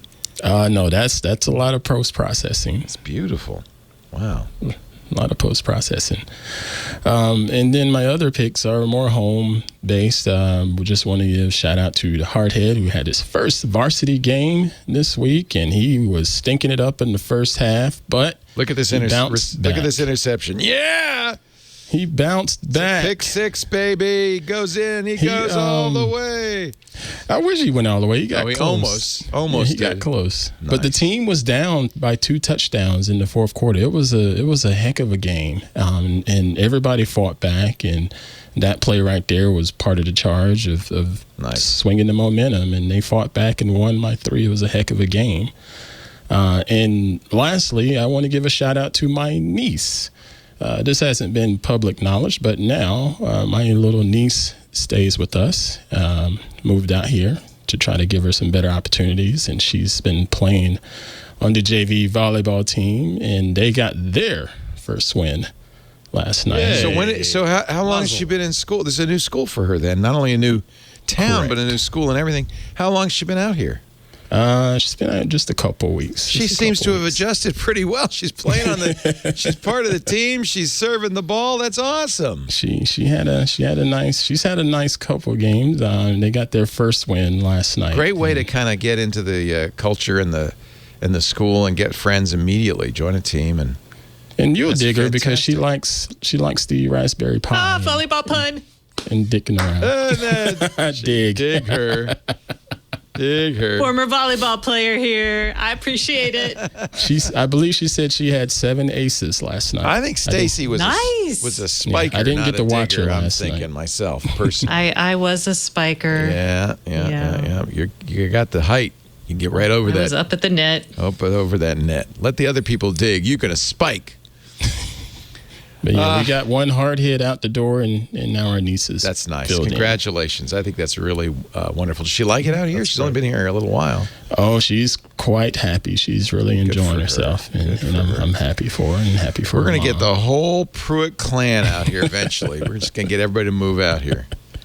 That's nice. It's great over here. Yeah. Thank you, Ant. Thank you. Ant's the host of Hands-On Photography. You got something interesting coming up? Well, this week I am going to share my thoughts on Glass.photo on the show. That's the photo sharing app that is supposed to be competing with Instagram, and I have my opinions on it. They haven't tried me to buy a pillow yet. I like it that much. It's an interesting app, I'll say that. And then I did a little bit of feedback. I got some feedback from our listeners, and I'm going to share that on the air. It's going to be a fun show. Good. Always exciting. Hands-on photography. Twit.tv/hop. Thanks to Stacy Higginbotham. Stacy on IoT.com. Go there now. Sign up for the newsletter. I have an event. Sign up for an event. This is my first event since last year. I was so burnt out last year. Okay. It's all on RF sensing. So if you're one of those like super nerds who want to understand like Wi-Fi sensing or LiDAR, or you're building robots and you want to understand Google Soli or ultra wideband for use in products, I have the nerdiest nerds who are going to come on and talk about this. And it's going to be awesome. September 21st at 8 a.m. So Boom. Boom. So you got to put this on go your there. events tab because it's on the front page right now. But Yeah. yeah. It's me. Everybody's It's a just me. And I had to do this show, so I couldn't finish all of my stuff in time. But I'm here. So I'm just For telling y'all. people, go to the front page, StacyOnIoT.com, and you can register for the event. It's free, of Yeah, course. and it'll be on the events page like as soon as I get off this and Yeah. can finish doing that. And Stacy does a wonderful IoT podcast as well with Kevin Toffel, and you can listen to it and subscribe there as well. StacyOnIoT.com. Jeff Jarvis, I'm scared to sing this, but I'm going to do it anyway, is the director of the Townite Center for Entrepreneurial Journalism at the Newmark Graduate School of Journalism at the City University of New York. Oh, he's tired of us. We got That's not Stacy her. instead. Stacy's not noticing She again. doesn't notice. What are you doing, Stacy? You on Twitter? I'm answering questions about blood donation on the Discord. And your little dog, too. Thank you, everybody, for joining us. Thank you, Craig, for joining us. Thank you, Craig Newmark. It was Yes, great to have please. him. Thank you. I ended up buying a microphone before the show even started. You'll find Craig's Philanthropies, of course. We should give him a plug for that. At is it Craig Newmark Philanthropies? I have to type believe it in. so. That's correct. Yeah. .org. .org. Let's get that right. Craig Newmark Philanthropies.org. There's the cute little Craig himself. Oh, he's so precious. You don't want to pinch your cheeks. He's almost 70. What the heck? He looks No, like he's he's not. a 12-year-old. No, he's not. 68. Don't rush Still, Jeff. Jeff's look here. taking that personally. All right. So he's 68. You know, the whole phrase Wait, so of Jeff, black how don't long crack, are you he's gonna- getting pretty close to it. He Yeah, looks. Doesn't he that's- look like he's like 15 in this picture? Yeah, It's he amazing. looks good. Yeah. He looks like a British chimney sweep in that picture. Oh, hello, Mary Poppins. Chim chimney, chim chimney, chim chim. I'm Craig. I'm just like, love I'm me waiting for some him to pigeons and journalists too. We do the show every Wednesday, 2 p.m. Pacific, 5 p.m. Eastern, 2100 UTC. Come on by, watch us do it. Twit.tv/live. Live audio and video streams there. If you're watching live, chat live with us at irc.twit.tv. Of course, if you're a member of Club Twit, you can also chat in our Discord. Watch the video or chat in the text chat. We've got both going on. And, of course, they are masters in the chat of the animated GIF. And also flirting with Stacy, apparently. Okay, so Wait, what? I'm just saying, Tim the Enchanter loves you, and We're talking about blood donation. Oh, I don't okay, think they're flirting. okay. They're just That's my least just being flirty friendly. topic. I do like Professor Panda Bear though, because he sent my wife not one but 2 hats. Thank you, Professor Panda Bear. And thanks to all of our Club Twit members. We really appreciate your support. $7 a month gives you access to the Discord ad-free versions of all of our shows, as Ant said, and also the Twit Plus feed, twit.tv/Club Twit. On-demand versions of the show available at twit.tv/Twig. You can also subscribe in your favorite podcast client. There's a YouTube channel with all the shows this week in Google Shows. I think that's pretty much about it. Have a wonderful week, everybody. We'll see you right back here next Wednesday on This Week in Google. Bye-bye. I'm wearing the same shirt in our little. Oh, that's fantastic. Android is constantly evolving, and if you're part of the Android faithful, then you'll be just as excited about it as I am. I'm Jason Howell, host of All About Android, along with my co-hosts Florence Ion and Ron Richards, where every week we cover the news, we cover the hardware, and we cover the apps that are driving the Android ecosystem. Plus, we invite people who are writing about Android, talking about Android, and making Android onto the show. Every Tuesday at twit.tv, look for All About Android.